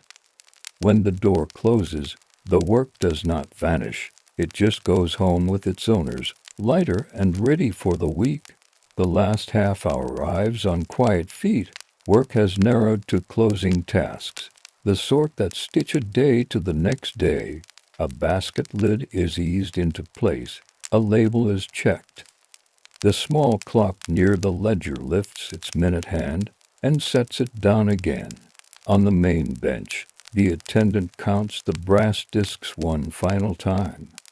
She lays them in rows of 5 on the tray. A pencil moves across the ledger with calm strokes. Tokens returned, hours tallied, coal and soap noted. A separate line records repairs promised. Box iron hinge oil. Mango belt inspect. The pencil rests, then places a dot beside each note so nothing hides in the margin. A cloth dipped in warm water passes over the trestles. The surface does not need to shine, it needs to feel even under palm. The last iron is lifted, its base checked for any specks of scorched cloth. A little square of beeswax, kept in a folded paper, lightly rubs the sole to keep it kind. The iron's handle, wrapped in cloth for grip, is untied and laid flat. Heat drifts up and out.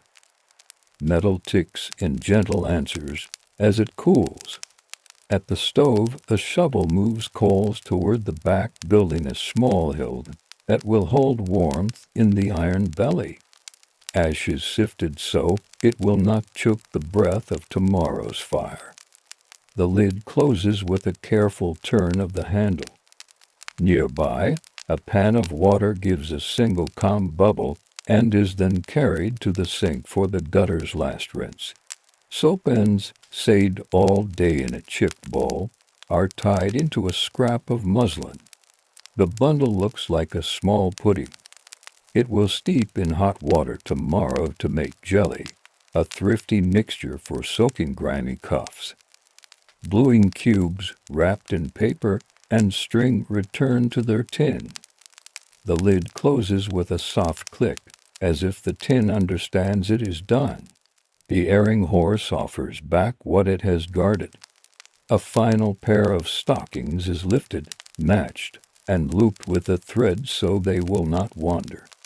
The lady's muslin dress, cushioned with leaf paper, is tucked inside a clean sheet and tied with cotton tape.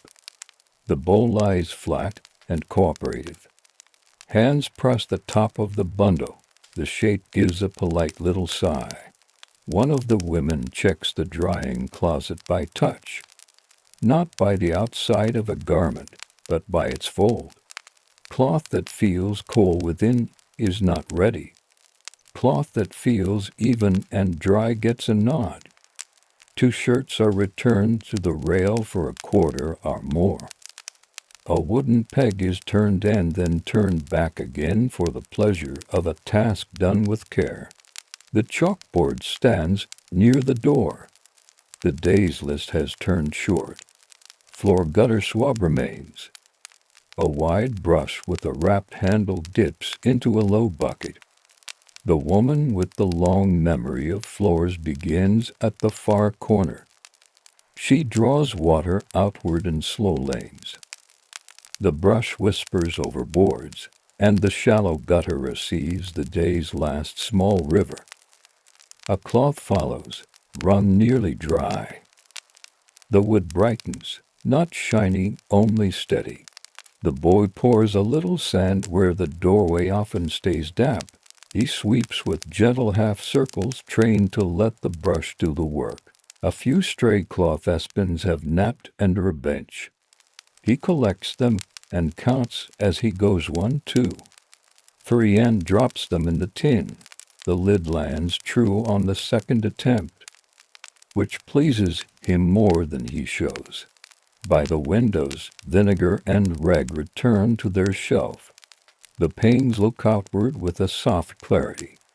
Beyond, the street's gas lamp blooms. Its flame draws a pale halo in the evening air. Inside, the lamps take their turn. A brass snuffer lifts to each one, coaxing them down by stages rather than all at once. Shadows step into the corners and wait there, polite and quiet. A small shelf near the ledger holds lost and found, a glove missing a partner, a tiny collar stay, a scarf pin shaped like a leaf.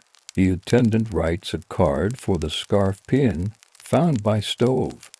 The helper's tidy script makes the words look restful.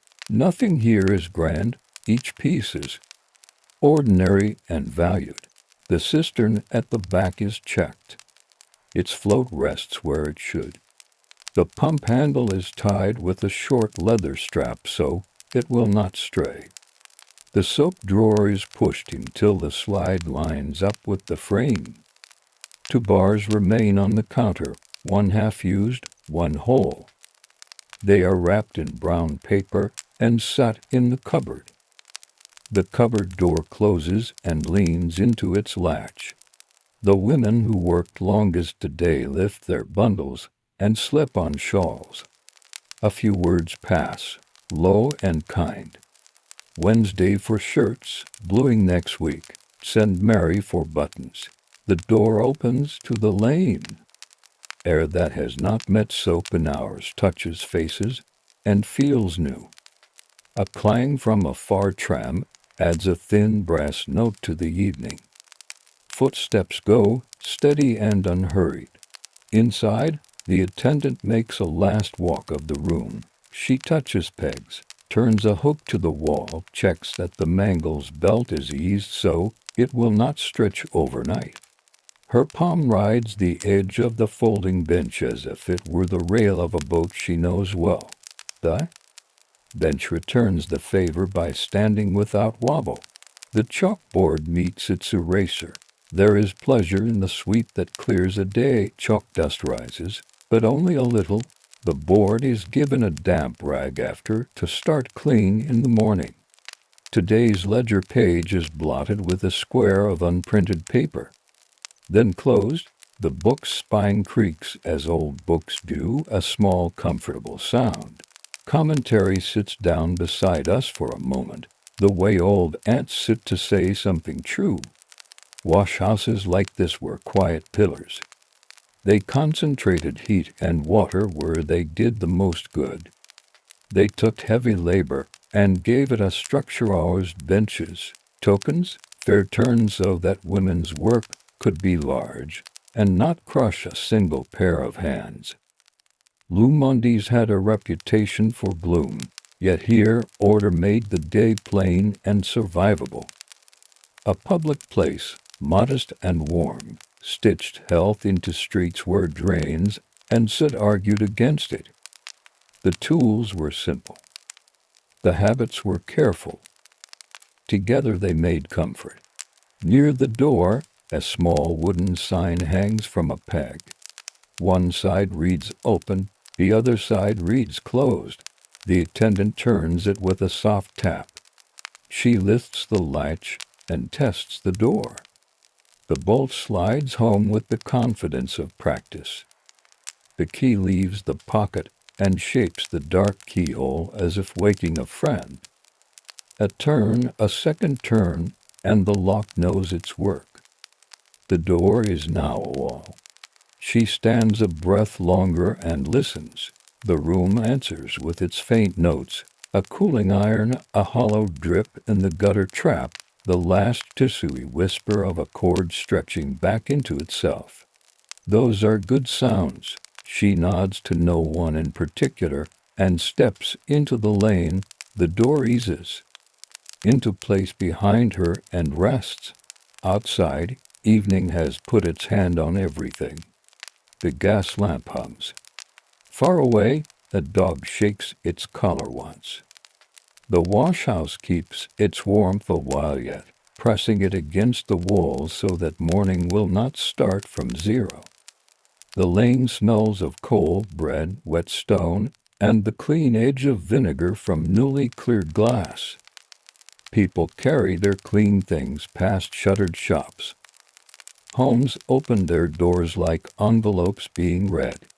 We leave the washhouse the way steam leaves a kettle quietly, with no fuss, and not all at once. The picture of the room will go on glowing in the mind for a little while. The brass discs like small suns, the chalkboard erased, the iron resting, the bundles tied with cotton tape. After that, the picture will fold itself up and wait for next Monday. And now, as the last warmth fades from iron and stone, let us walk away from soap and steam and climb towards thinner air, where a hearth glows in an Andean house, and a cord of knotted strings keeps a village's memory in patient order. Evening has a slow way of arriving here. It does not hurry over the ridge. It leans, then settles, then gets comfortable among the stone walls and the thatch. Inside a small house, where a low hearth glows like a patient ember, a Quipu lies waiting on a folded blanket. It is a cord with many cords, wool strings dyed in quiet colors arranged like a calm waterfall held in the hands. We begin gently. This is a night of ordinary keeping. No tally of empire, no great parade of officials. It is a household evening, a family counting its small world with care. The keeper sits near the warmest part of the room, cross-legged on a reed mat. A shawl rests across the shoulders. The wool is soft, a little pebbly to the touch. A clay pot simmers beside the fire, rising with the mild scent of toasted grain. Every now and then the lid lifts and sighs. The Quipu waits within reach. Its main cord is thicker than the others, spun firm as if it knows it must carry the rest. From it hang pendant cords, each the length of a relaxed forearm, braided neatly at the top so they do not fray. The colors are not loud. Earth yellow, river gray, a brown with a hint of red, like clay after rain. A few chords keep a deeper tone, reserved for numbers that hold the house steady. Flux, seed, the neighborly exchange of labor. If a cord bears a small wrapper twist of yarn, ring over it tells the eye where to begin. The keeper warms the hands first.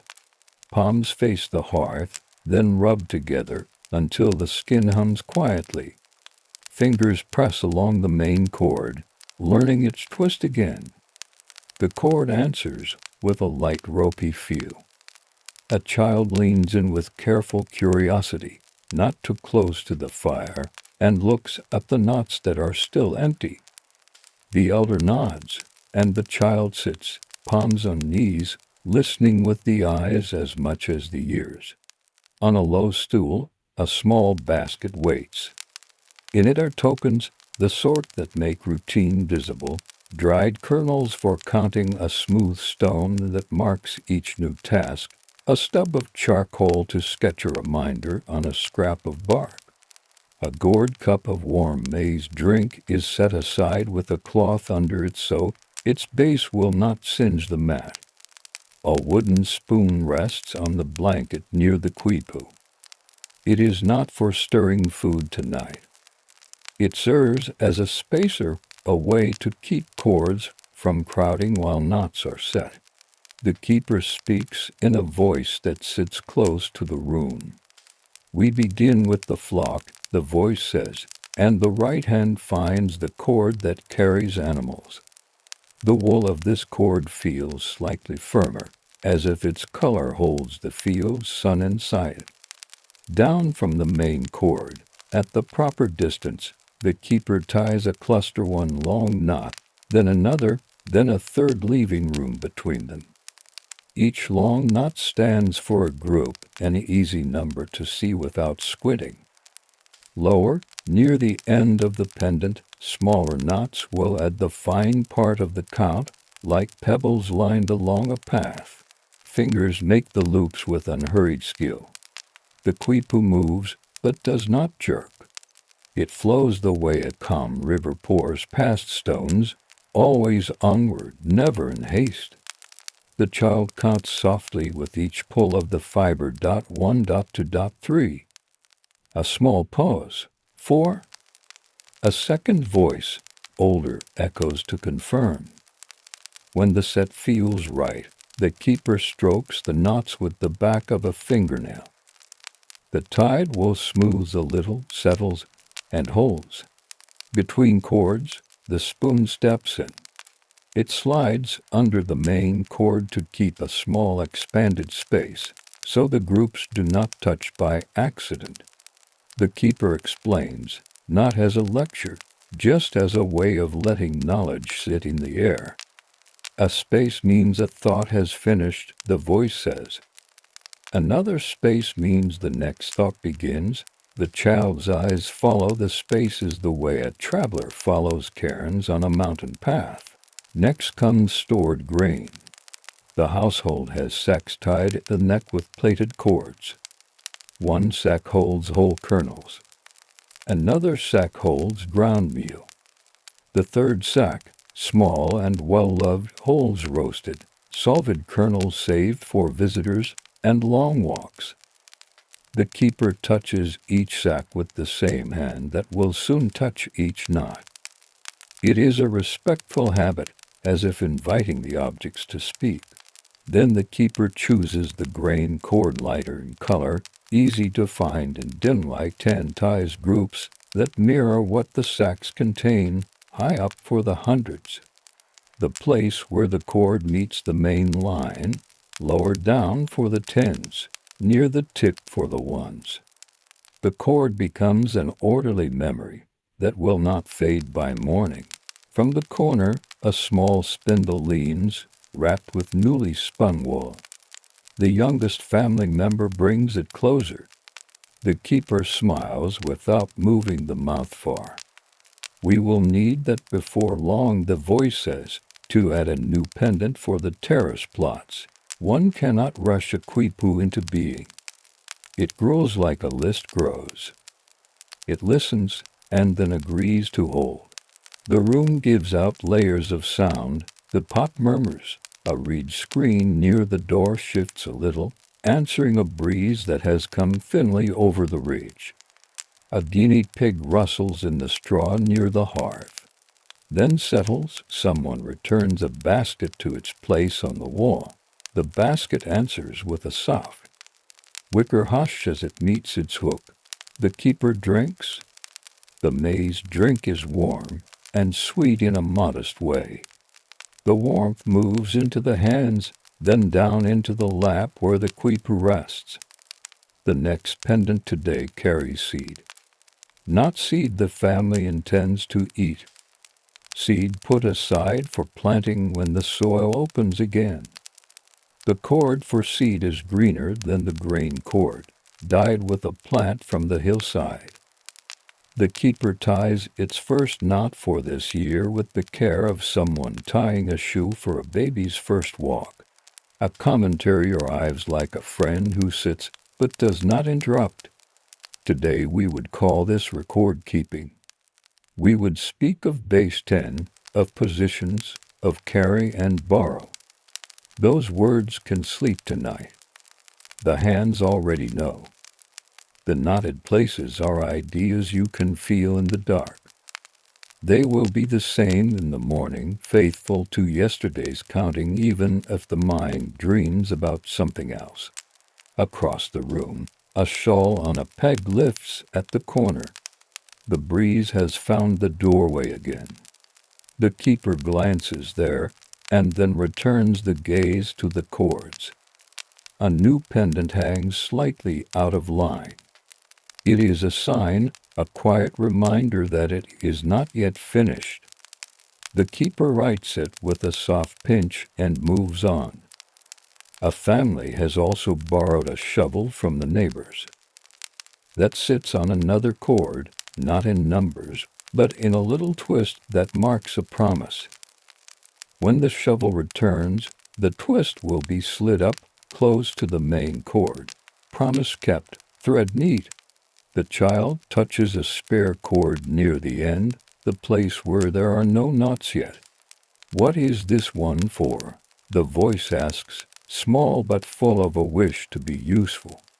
For people, the elder answers. For the days we give to others, and the days others give to us.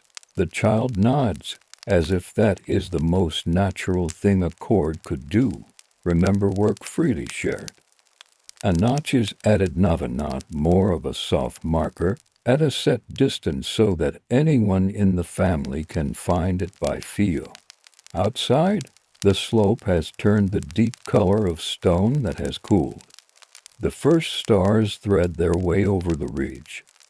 Inside, a new log is eased into the hearth, not for heat, but for steadiness.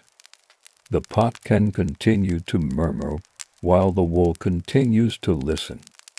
The keeper bends near the main cord again and breathes, slow and even. The breath is part of the work. It keeps the hands measured. One last cord for this first part of the evening, drying meat. The household has small strips salted and hung near the roof beam, where smoke passes softly and time goes in small neat steps. The cord for this is dry to the touch, slightly crisped from an old dye. The keeper ties one simple knot near the end, not a number, but a presence, so that tomorrow, when more strips are hung, the cord will be ready to become exact.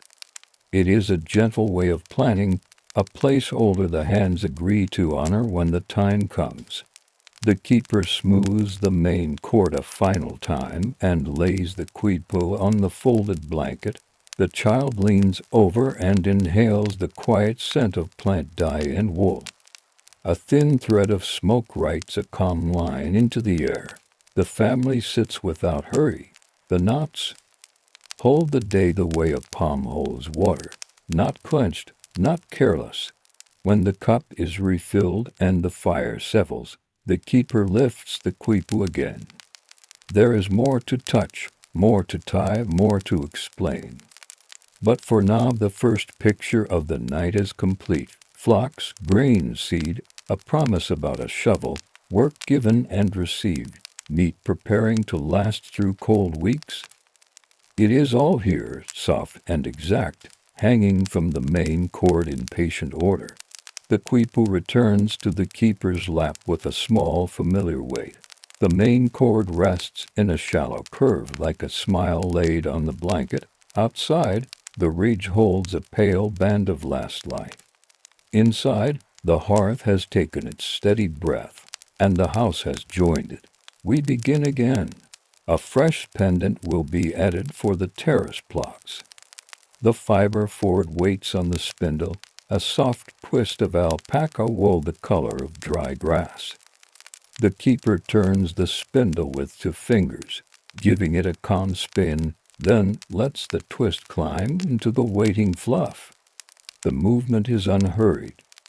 The spindle hums, wooden whorl turning with an even, modest sound. When enough twist has crept into the length, the keeper winds the new cord carefully on a small stick, then smooths it along the thigh to tame any stubborn hairs. The cord is slender but firm, ready to hold the quiet architecture of the fields. A dye note has already been decided, a faint green-brown to mark earthwork by the household. The color is not made tonight. That was done days ago when the weather was good for drying. The new pendant is already tinted, not to dazzle the eye, but to make finding it easy by touch. A greenish cord among browns and grays is a path the fingers can follow without looking. The keeper ties the pendant to the main cord with a small hitch, leaving a neat collar near the top so the joint sits flat. A wooden spoon slips under the main cord once more, giving room on either side. Then the work turns from making to measuring. The terrace cord must contain places, not just amounts. Between thumb and forefinger, the keeper marks off the first distance from the main cord. That high place will hold the broad measure of ground how many terraces are in use this season. The knot will not name soil or seed yet.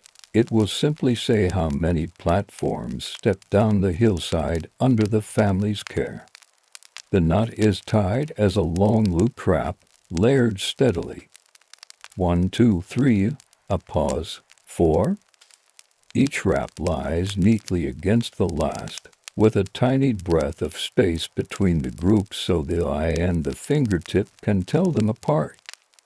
The child counts again, almost inaudible, keeping the rhythm of numbers like a small drum inside the throat. Lower down, a hand's breadth away, the keeper ties clusters for water days the turns the household has at the canal. The wool feels cooler here, perhaps because the number is about water. 2 groups for each moon's cycle, small knots for the odd days when extra flow was granted by neighbors as a kindness. A commentary sits gently in the air. Water is not owned, it is borrowed, and returned, timed and shared. The cord remembers not only the household's part, but the kindnesses that make the fields generous. The low that at a place where the child's little finger can land and return without losing its way, come the rows for seed.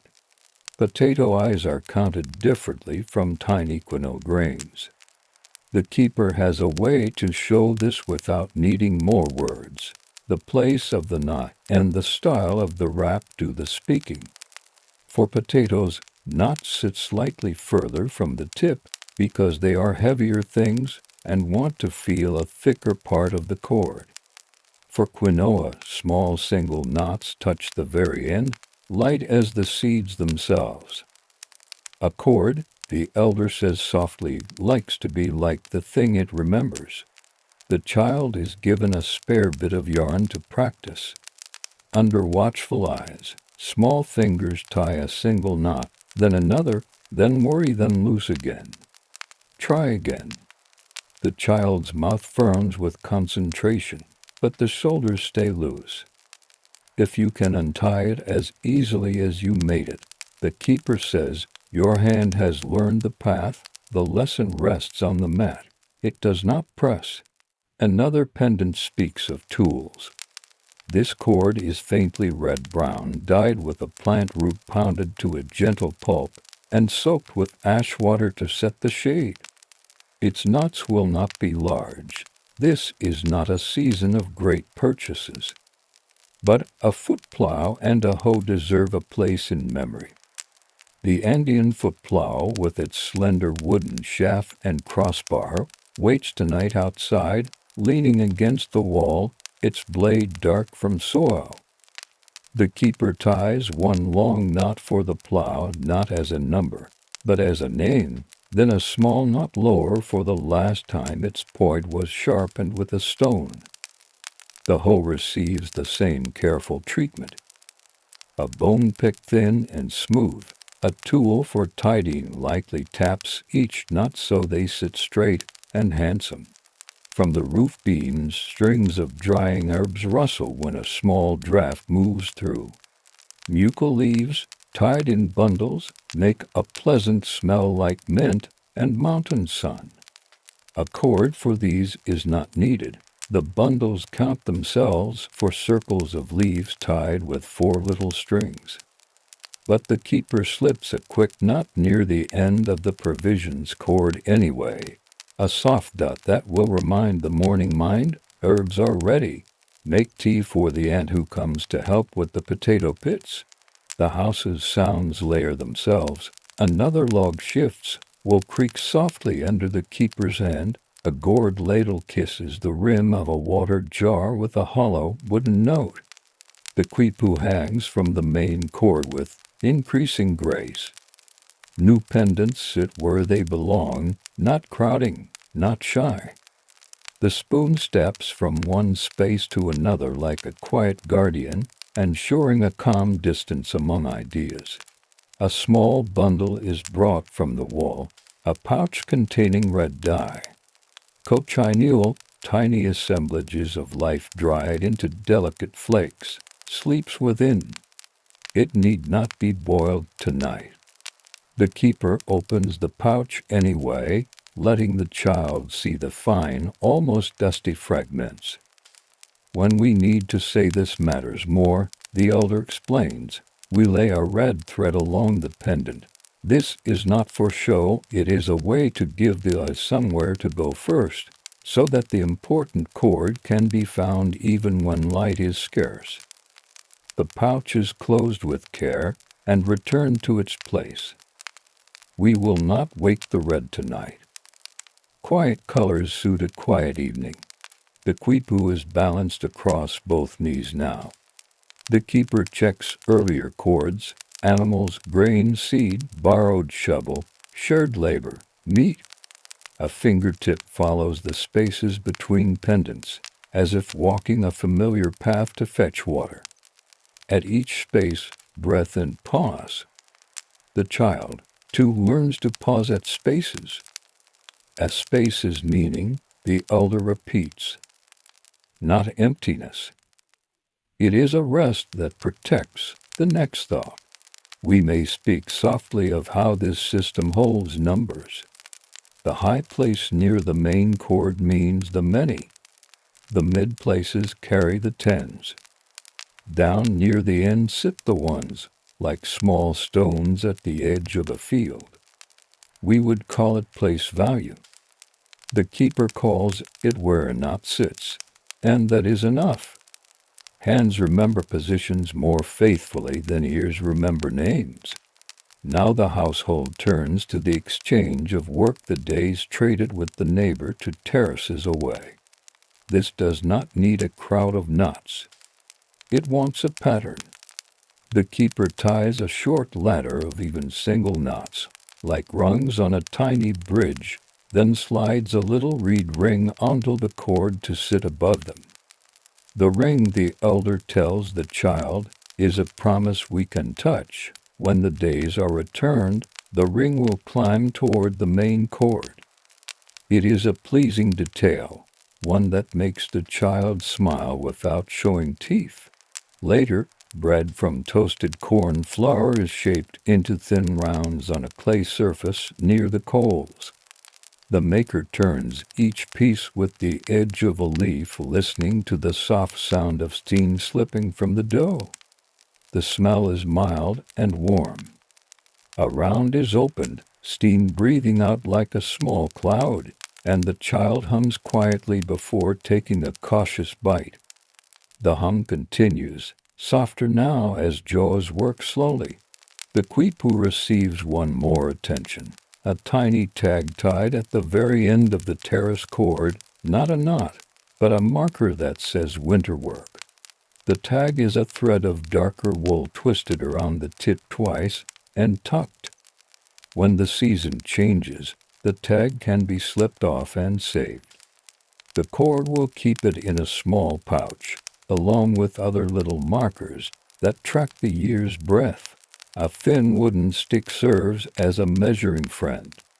It is not exactly a ruler, more a memory of the hand span. The keeper lays the stick along a pendant before tying the next group, keeping the distance consistent. This is not fussiness. Consistent spacing makes the cord readable to tired fingers in the early morning and to other hands in the household who may need to know where the numbers sleep.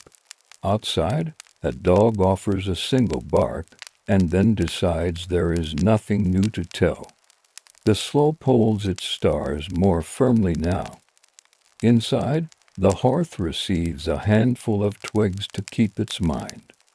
The keeper lifts the quipu higher, checks the neat collars where pendants meet the main line, and trims a roaming fiber with a little bone blade so nothing tickles the eye. The child's practice cord is now dotted with careful little knots, some backward, some forward, all faithful to the effort. The elder smooths the child's hair with the back of the fingers, then places that practice cord into a basket. We keep first attempts, the voice says. They show. The road we walked, the basket answers with a woven whisper when it closes. The quipu rests again, this time on a folded mantle near the hearth so the wool will stay pliant. Before sleep, there will be one more round, a review with the grandparent, who has a touch like rain light and everywhere at once. For now, the house listens to its own small weather, fire breath, wool, and the low music of quiet work. The quipu wakes again to the touch of careful fingers. It has rested by the hearth, taking on a little warmth so the wool lies obedient and round. Outside, the ridge has turned from slate to velvet. Inside, light from the embers folds across the blanket in quiet shapes. We return to the promise we made a few breaths ago, storage jars and traveling days. The keeper reaches toward a low shelf where clay jars sit like short hills. Each jar has its own small story. One holds chugo potatoes that have felt winter's cold and drying wind and were pressed, rinsed, and dried again until light as pumice. Another holds canca, kernels of maize toasted, until the skins just open like tiny mouths. A third jar, darker, keeps dried beans with a faint squeak when a hand stirs them. Each jar is marked not with paint but with the memory of its place, to the left or right of the water jar, closer to the door or deeper in the shadow, higher or lower by the wall. In the house, place is also language. A pendant for provisions has been waiting, dyed a mild brown that the family uses whenever the subject is food. The keeper takes up that cord and slides the wooden spoon under the main line, inviting a respectful space around the work. A fingertip moves to the top place on the pendant, near where the little collar ties it to the main cord. This high place will speak of the chugo's main measure, the number of gourd bowls it can fill if poured to the smooth rim. 1, 2, 3 bowls already eaten this moon are noted with tight, confident raps. Below, a broader knot tells how many bowls still sit within the jar, estimated earlier by the jar's weight in the crook of the arm. Estimation is not a flaw here. It is a humane practice, softening the edge of arithmetic so that memory and measure can live together without quarrel. The keeper pauses and lets the child try. Little hands reach, and the practice cord returns to duty. The child mimics the 2 places near and far on the pendant and looks up for approval. Good, says the elder, voice the same temperature as the room, and remember, the distance between those knots is a path your fingers must learn to walk the same way each time. The child tongues the corner of a lip, then reties the group a shade lower, leaving a familiar gap. hands beginning to match the house's own quiet rhythms. For Kanka, the keeper switches to a neighboring pendant, the same dye but a slimmer thread. Toasted kernels measured differently, they are not poured by gourd balls for storage but counted in handfuls for eating, and by small woven bags for market days. So the pendant receives two addresses. Higher up, a pair of wraps for the number of bags tied and hanging in weight, lower down single knots, each one a meal's worth of handfuls. The positions are consistent with Food's map, and the child is invited to close eyes and find the right place by feel alone. A thumb walks down, rests, finds the single knots without looking. There, the older murmurs, and the room agrees. A different subject now, traveling days. The Quipu keeper reaches to a basket where short lengths of cord lie folded.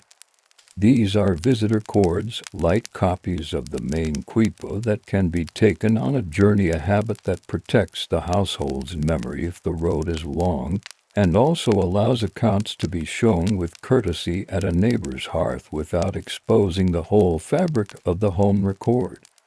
Tonight, a new visitor cord will begin its life. Its main strand is 2 cubits long and a finger wide. Pendants will be few and chosen for what a traveler must know: distance to market in walking days, expected trade items, and promises to deliver or bring back. The keeper lays the visitor cord beside the main Quipu so they can speak to each other. A pendant in blue-gray is tied first. Travel. Not a bright blue the house likes, wool colored like the high sky when thin clouds pass, so that the eye stays calm. High on the pendant, a ladder of knots marks the days needed if the river crossing is easy. A hand's breadth lower, another ladder describes the days if rain slows the way. The two ladders resemble each other on purpose. The pattern allows quick comparison by touch. To emphasize the cautious plan, a thin grass ring slides over the pendant and sits above the slower ladder, reminding busy hands to check the sky before leaving. Another pendant joins the visitor cord, this one faintly yellow for trade items. The keeper names them as the knots are tied. Woven slings to a small length of plain cloth one are bundles for an elder in town for. For the cloth, the knot becomes a tight group, pressed a little harder so it feels like the weight of weaving. For herbs, the knots stay soft, almost airy, like leaf bundles themselves. We make the knot a little like the thing, the elder says again, and the idea settles deeper. A small commentary gathers, gentle as steam over tea. In some valleys, people prefer bright colors for categories, in others quiet shades. Some households knot counterclockwise, others turn the other way. The practice is not a fixed law.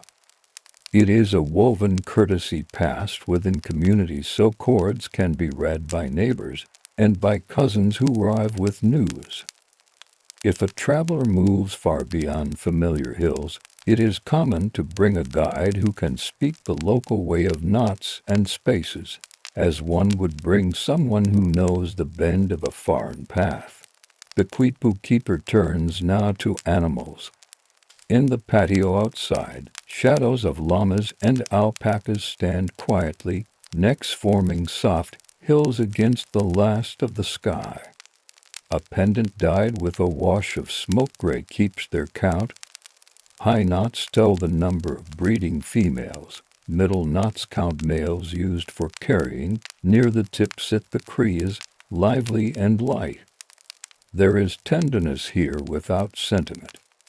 An extra tiny loop marks one young alpaca with a white patch over the eyed tail for the child, who will be pleased to find that cord by feel in the morning and greet the animal by name. From the roof beam, a bundle of spare slings hangs ready, their plaited cords smelling faintly of lanolin. The keeper adds a narrow, rarely used pendant to the main quipu and ties one long knot to indicate repair. It is not a number but a memory peg, a reminder that a sling's fringe was cut by stone and needs mending. On the next market day, the visitor cord will carry a small echo of this knot so the repair sling can be traded for wool and brought home again with thanks. Returning to provisions, a question: how to record salt?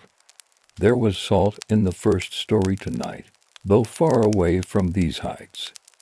Here, salt arrives in small blocks, sometimes traded for dried peppers or for a length of good rope. The household keeps theirs wrapped in a leaf, tucked in a cool corner.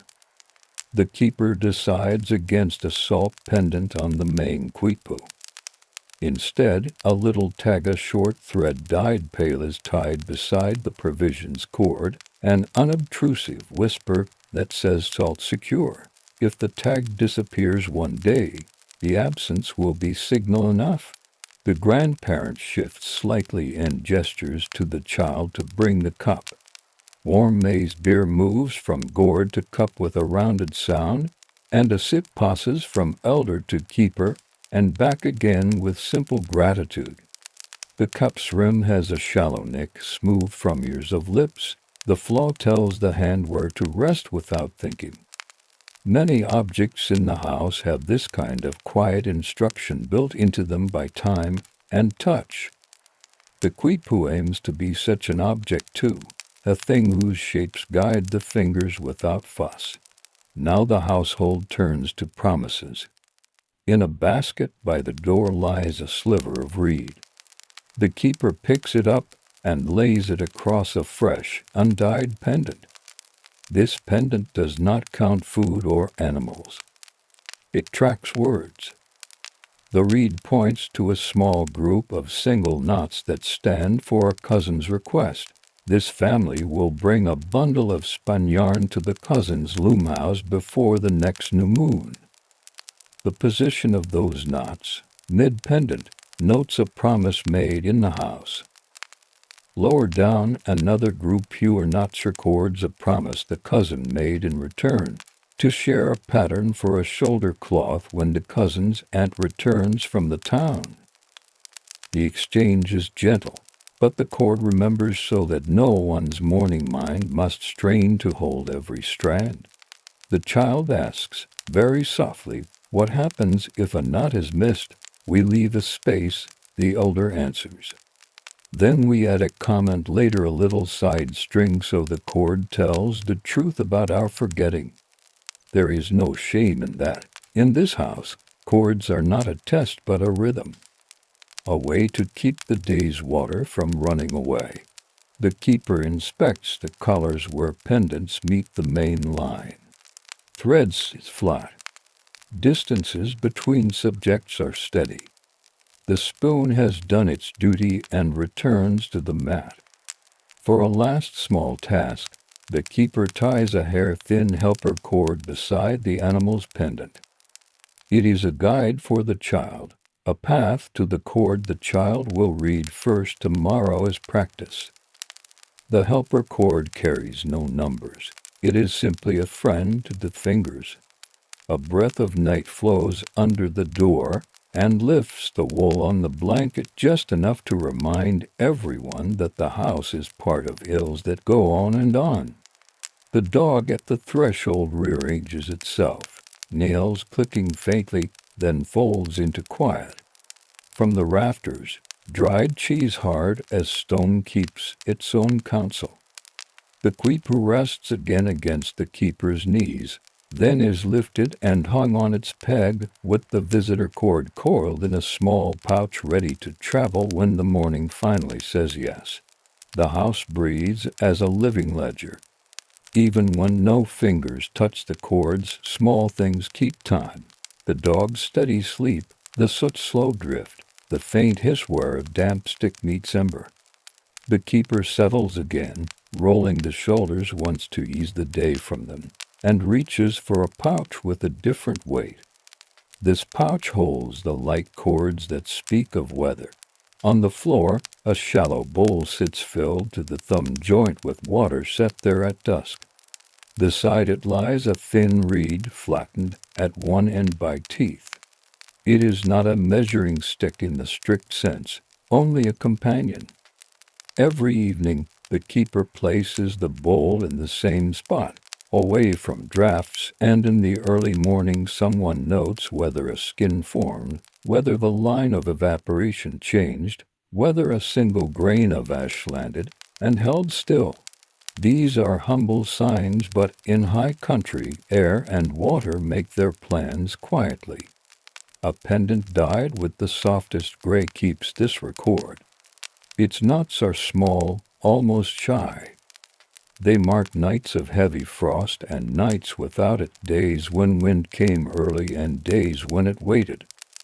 The positions do not count money or stock. They count ease and inconvenience, the kind that affects who should rise earlier for water and who will need to turn the terrace beds with care.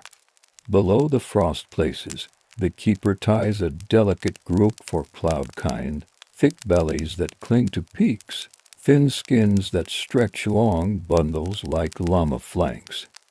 These are not numbers either, but categories the hand can feel and the tongue can name. When the cloud feels like coned wool, we will set out drying racks sooner, the elder murmurs. A little commentary rides along. Some valleys keep a separate cord for wind. This household prefers to let wind share the pendant with frost, since wind and cold often arrive holding hands. The child returns, having checked the door beam where a short shadow line is scraped into the wood. It is the family's small observatory. At certain mornings each year, the sun's beam lands exactly along that scar, and on others it falls short or slides past. The child marks today's place with a charcoal tick no longer than a barley grain. On a warm brown pendant the keeper ties a single knot to agree. The sun now climbs where it should for this month. This is not a grand calendar, only a gentle habit. Still, it shapes when fields are watered, when seed is turned, when blankets are sunned. A neighbor's cough sounds once at the threshold, permission to be near without entering. The keeper answers with a soft word, and the neighbor steps in just far enough to set down a small basket. Inside are peppers, their red skins dull in the lamplight, the snow friendly and dry. In exchange, the keeper hands over a roll of spun yarn promised last week. Thumbs brush against basket handles. Nothing rushes. On the promise's pendant, a knot for given shifts a finger's breadth lower, and a corresponding knot for received is tied, slightly puffy to echo the peppers themselves. The neighbor watches without staring, then smiles. In this place, the presence of the cord is not a threat. It is relief. The house will remember the exchange so that two heads do not have to hold the same weight. The visitor departs, and the quiet returns like a shawl pulled up around shoulders.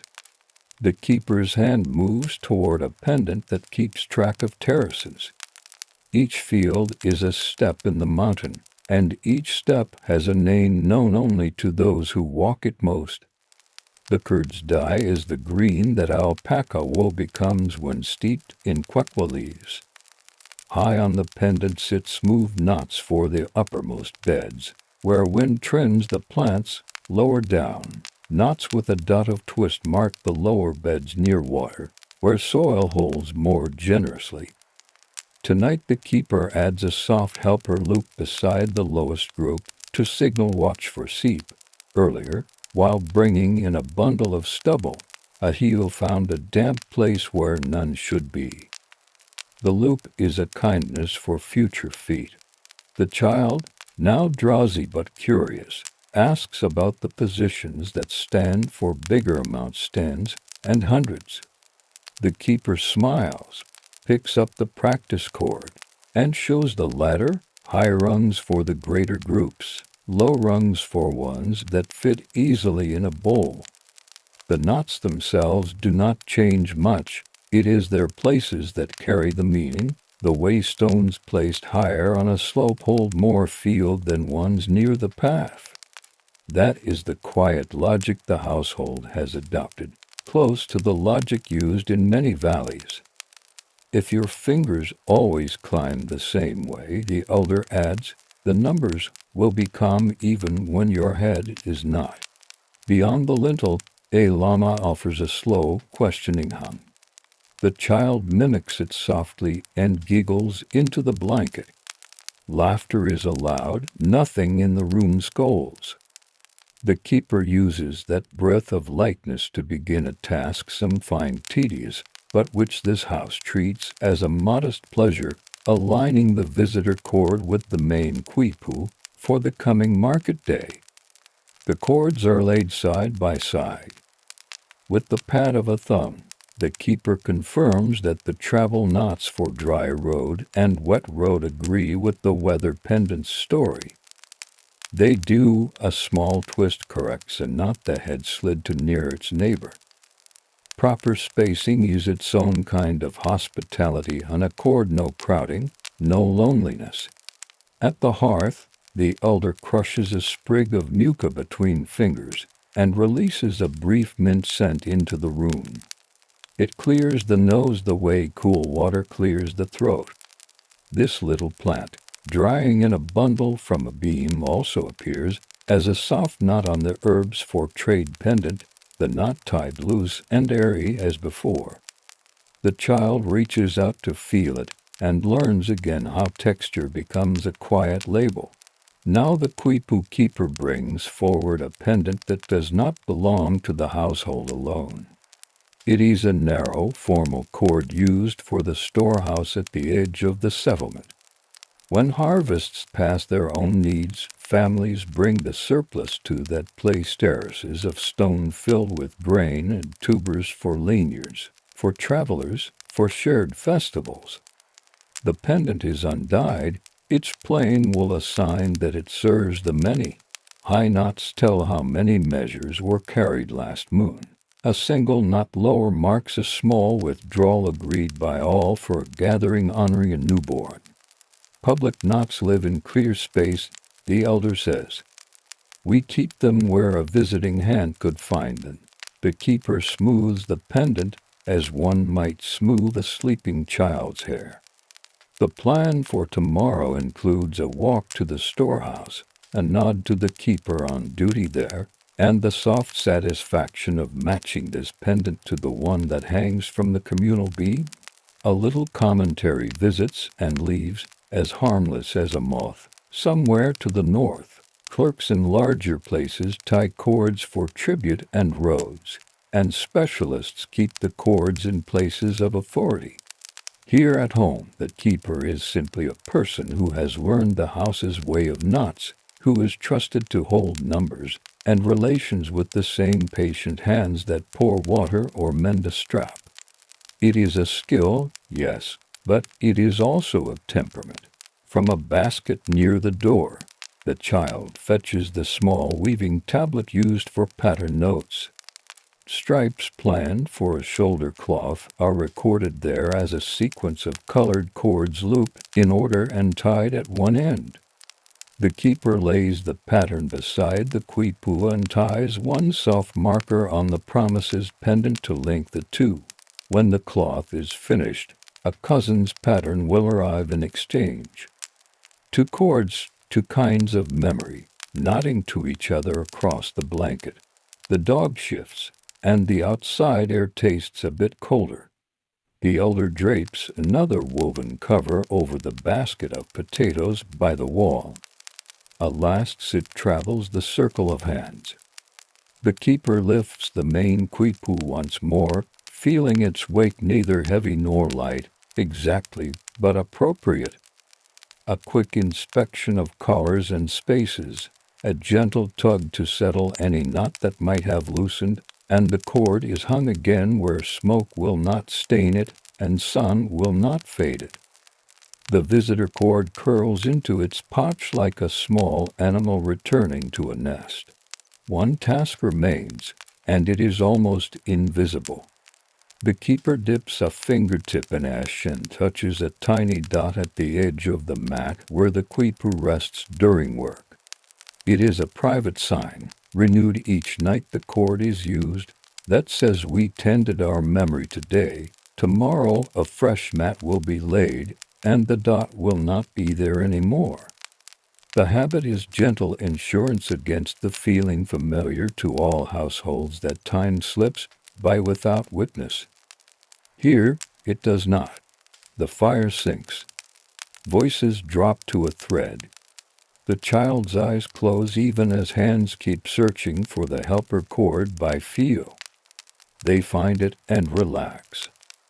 We are nearly at the end. When you are ready, we will turn to the last quiet part of this story where the household reads its cord aloud under morning light, and where the month gathers itself into a clean coil, ready for what comes next. Morning comes before color returns to the walls. The house is cool and very still. The water bowl set last night by the mat wears a skin so thin it breaks with a breath. The keeper notes the way it fractures, a soft click like a seed coat giving way. A tiny knot on the weather pendant receives this news, tied close to its neighbors so the week reads as a gentle rung of chill nights. Smoke from the hearth's first stir finds the roof gap and drifts out into the pail. The elder blows on a twist of fiber until it glows, then lays it beneath split sticks. A hush of flame gathers. The child sits cross-legged with the helper cord and rubs sleep from their eyes. The dog steps outside and returns, bringing in the lean scent of frost and wool. The household's main Quipu is lifted down with both hands. Dawn light, faint as milk, slides across its rows. The keeper settles on the mat, places the cord so that pendants fall in families, whether first, then terraces, then flocks and foods, then debts and gifts. A gourd cup stands nearby. Steam from barley tea warms the air just enough to blur a single knot, then clears again. Nothing hurried enters the room. Reading a Quipu aloud is like walking a beloved path. The keeper begins with the pendant for potatoes set aside for seed. Fingers travel from the highest place value to the lowest, breathing each number into words that all can hear. Tens first, then ones. The child, following on the helper cord, ties echo knots, shallow imitations that train small hands to move where meaning sleeps. To groups of 10 and 3 the keeper says, and the older repeats it under their breath as if testing a stew for salt. Next comes the flock pendant.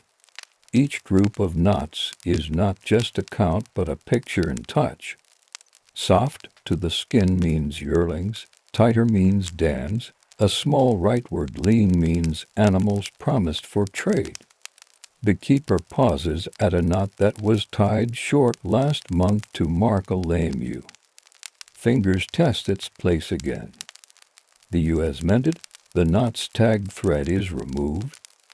A new, simple knot replaces it. The child asks why the old thread is not saved. Because the ewe walks, the elder answers. So the cord should, too.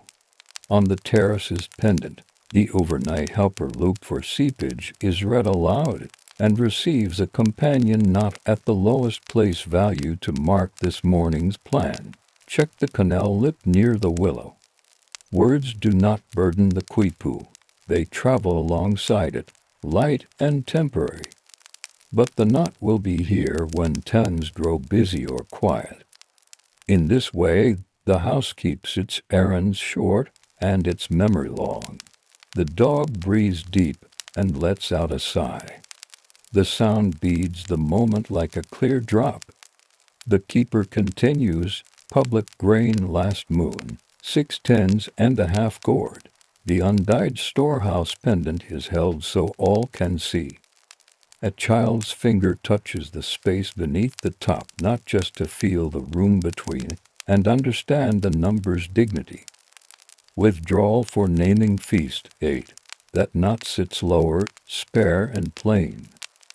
The elder nods once. The public cord will travel with the keeper today, to match with the keeper at the storehouse. 2 cords agreeing make a smooth morning. Tea sips punctuate the reading. Between pendants, the elder adds modest commentary. What this number means for the week, what tool should be mended before market day, who may need help with a terrace wall after last rain. These lines of talk do not crowd. They pace the numbers the way stones pace a hillside path. For a breath, the keeper's thumb rests on the promise's pendant. The peppers exchanged last night are acknowledged with a soft phrase of thanks sent in imagination back through the door.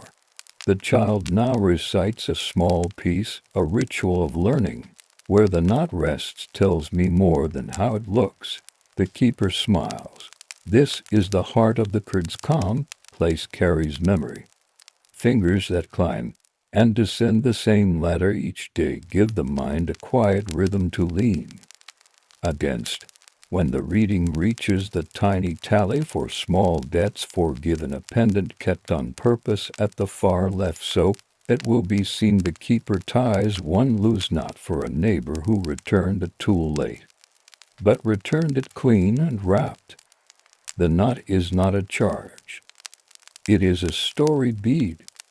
We remember the care, the elder says, and the child nods as though a new word has settled into the mouth. Outside, a strip of sky turns the color of cool maize dough. A rooster far down the slope gives a lazy call. The keeper lays a palm across the Quipu to feel its warmth now slightly above the air, warmed by hands and breath. The household may close the month today.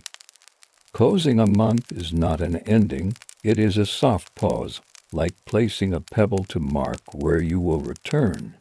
To do this, the keeper chooses a thread of llama hair and makes a hitch around the main cord just above this month's cluster of pendants.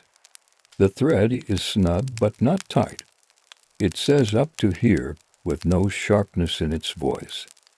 A small helping cordon used these past days is looped once around the lowest knots to keep them from wandering while the Quipu rests. Last, a tiny ring of braided straw is slipped over the terminus of the cord. The ring is for good order, not magic. It keeps pendants aligned and prevents the comfort of playing fingers from stealing a knot's precise distance. The elder opens the door a finger width wider. Delight advances, brushing the walls to pay a gold. A neighbor passes, leading a llama. The bell at its neck clicks like spoon on bowl. The keeper stands, and the Quipu stands with them, draped across forearms as a shawl might be. For a breath, the room sees itself reflected in the cord, fire, wool, clay, grain, people, habits, and care, counted and held. Before hanging the Quipu on its peg, the keeper performs one last patient act. With the back of a knuckle, they tap the mat near last night's ash dot. The dot is gone, the mat is fresh. The house has a new surface for today's work. The keeper smooths at once, an ironer's movement turned to straw. In a small basket, retired month threads lie in a simple coil. No one discards them harshly.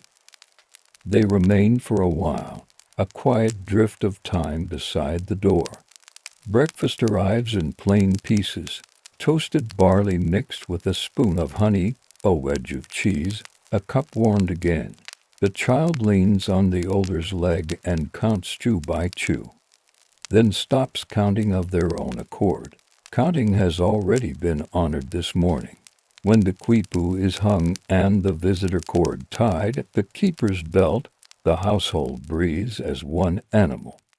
Paths open outward, a visit to the storehouse, a glance at the canal lip, a check of the wall near the willow, a small promise to help mend a strap at dusk. None of it feels large. The cord does not make it larger. It only gives each piece a place to sit without slipping. We step back from the doorway and let the day take its shape. The quipu hangs in the quiet, numbers rest, and memory keeps watch with the patience of wool. If your eyes are heavy now, let them close. The house will remember what needs remembering. Now these gentle stories can keep you company as you rest. Thank you for listening, and sweet dreams.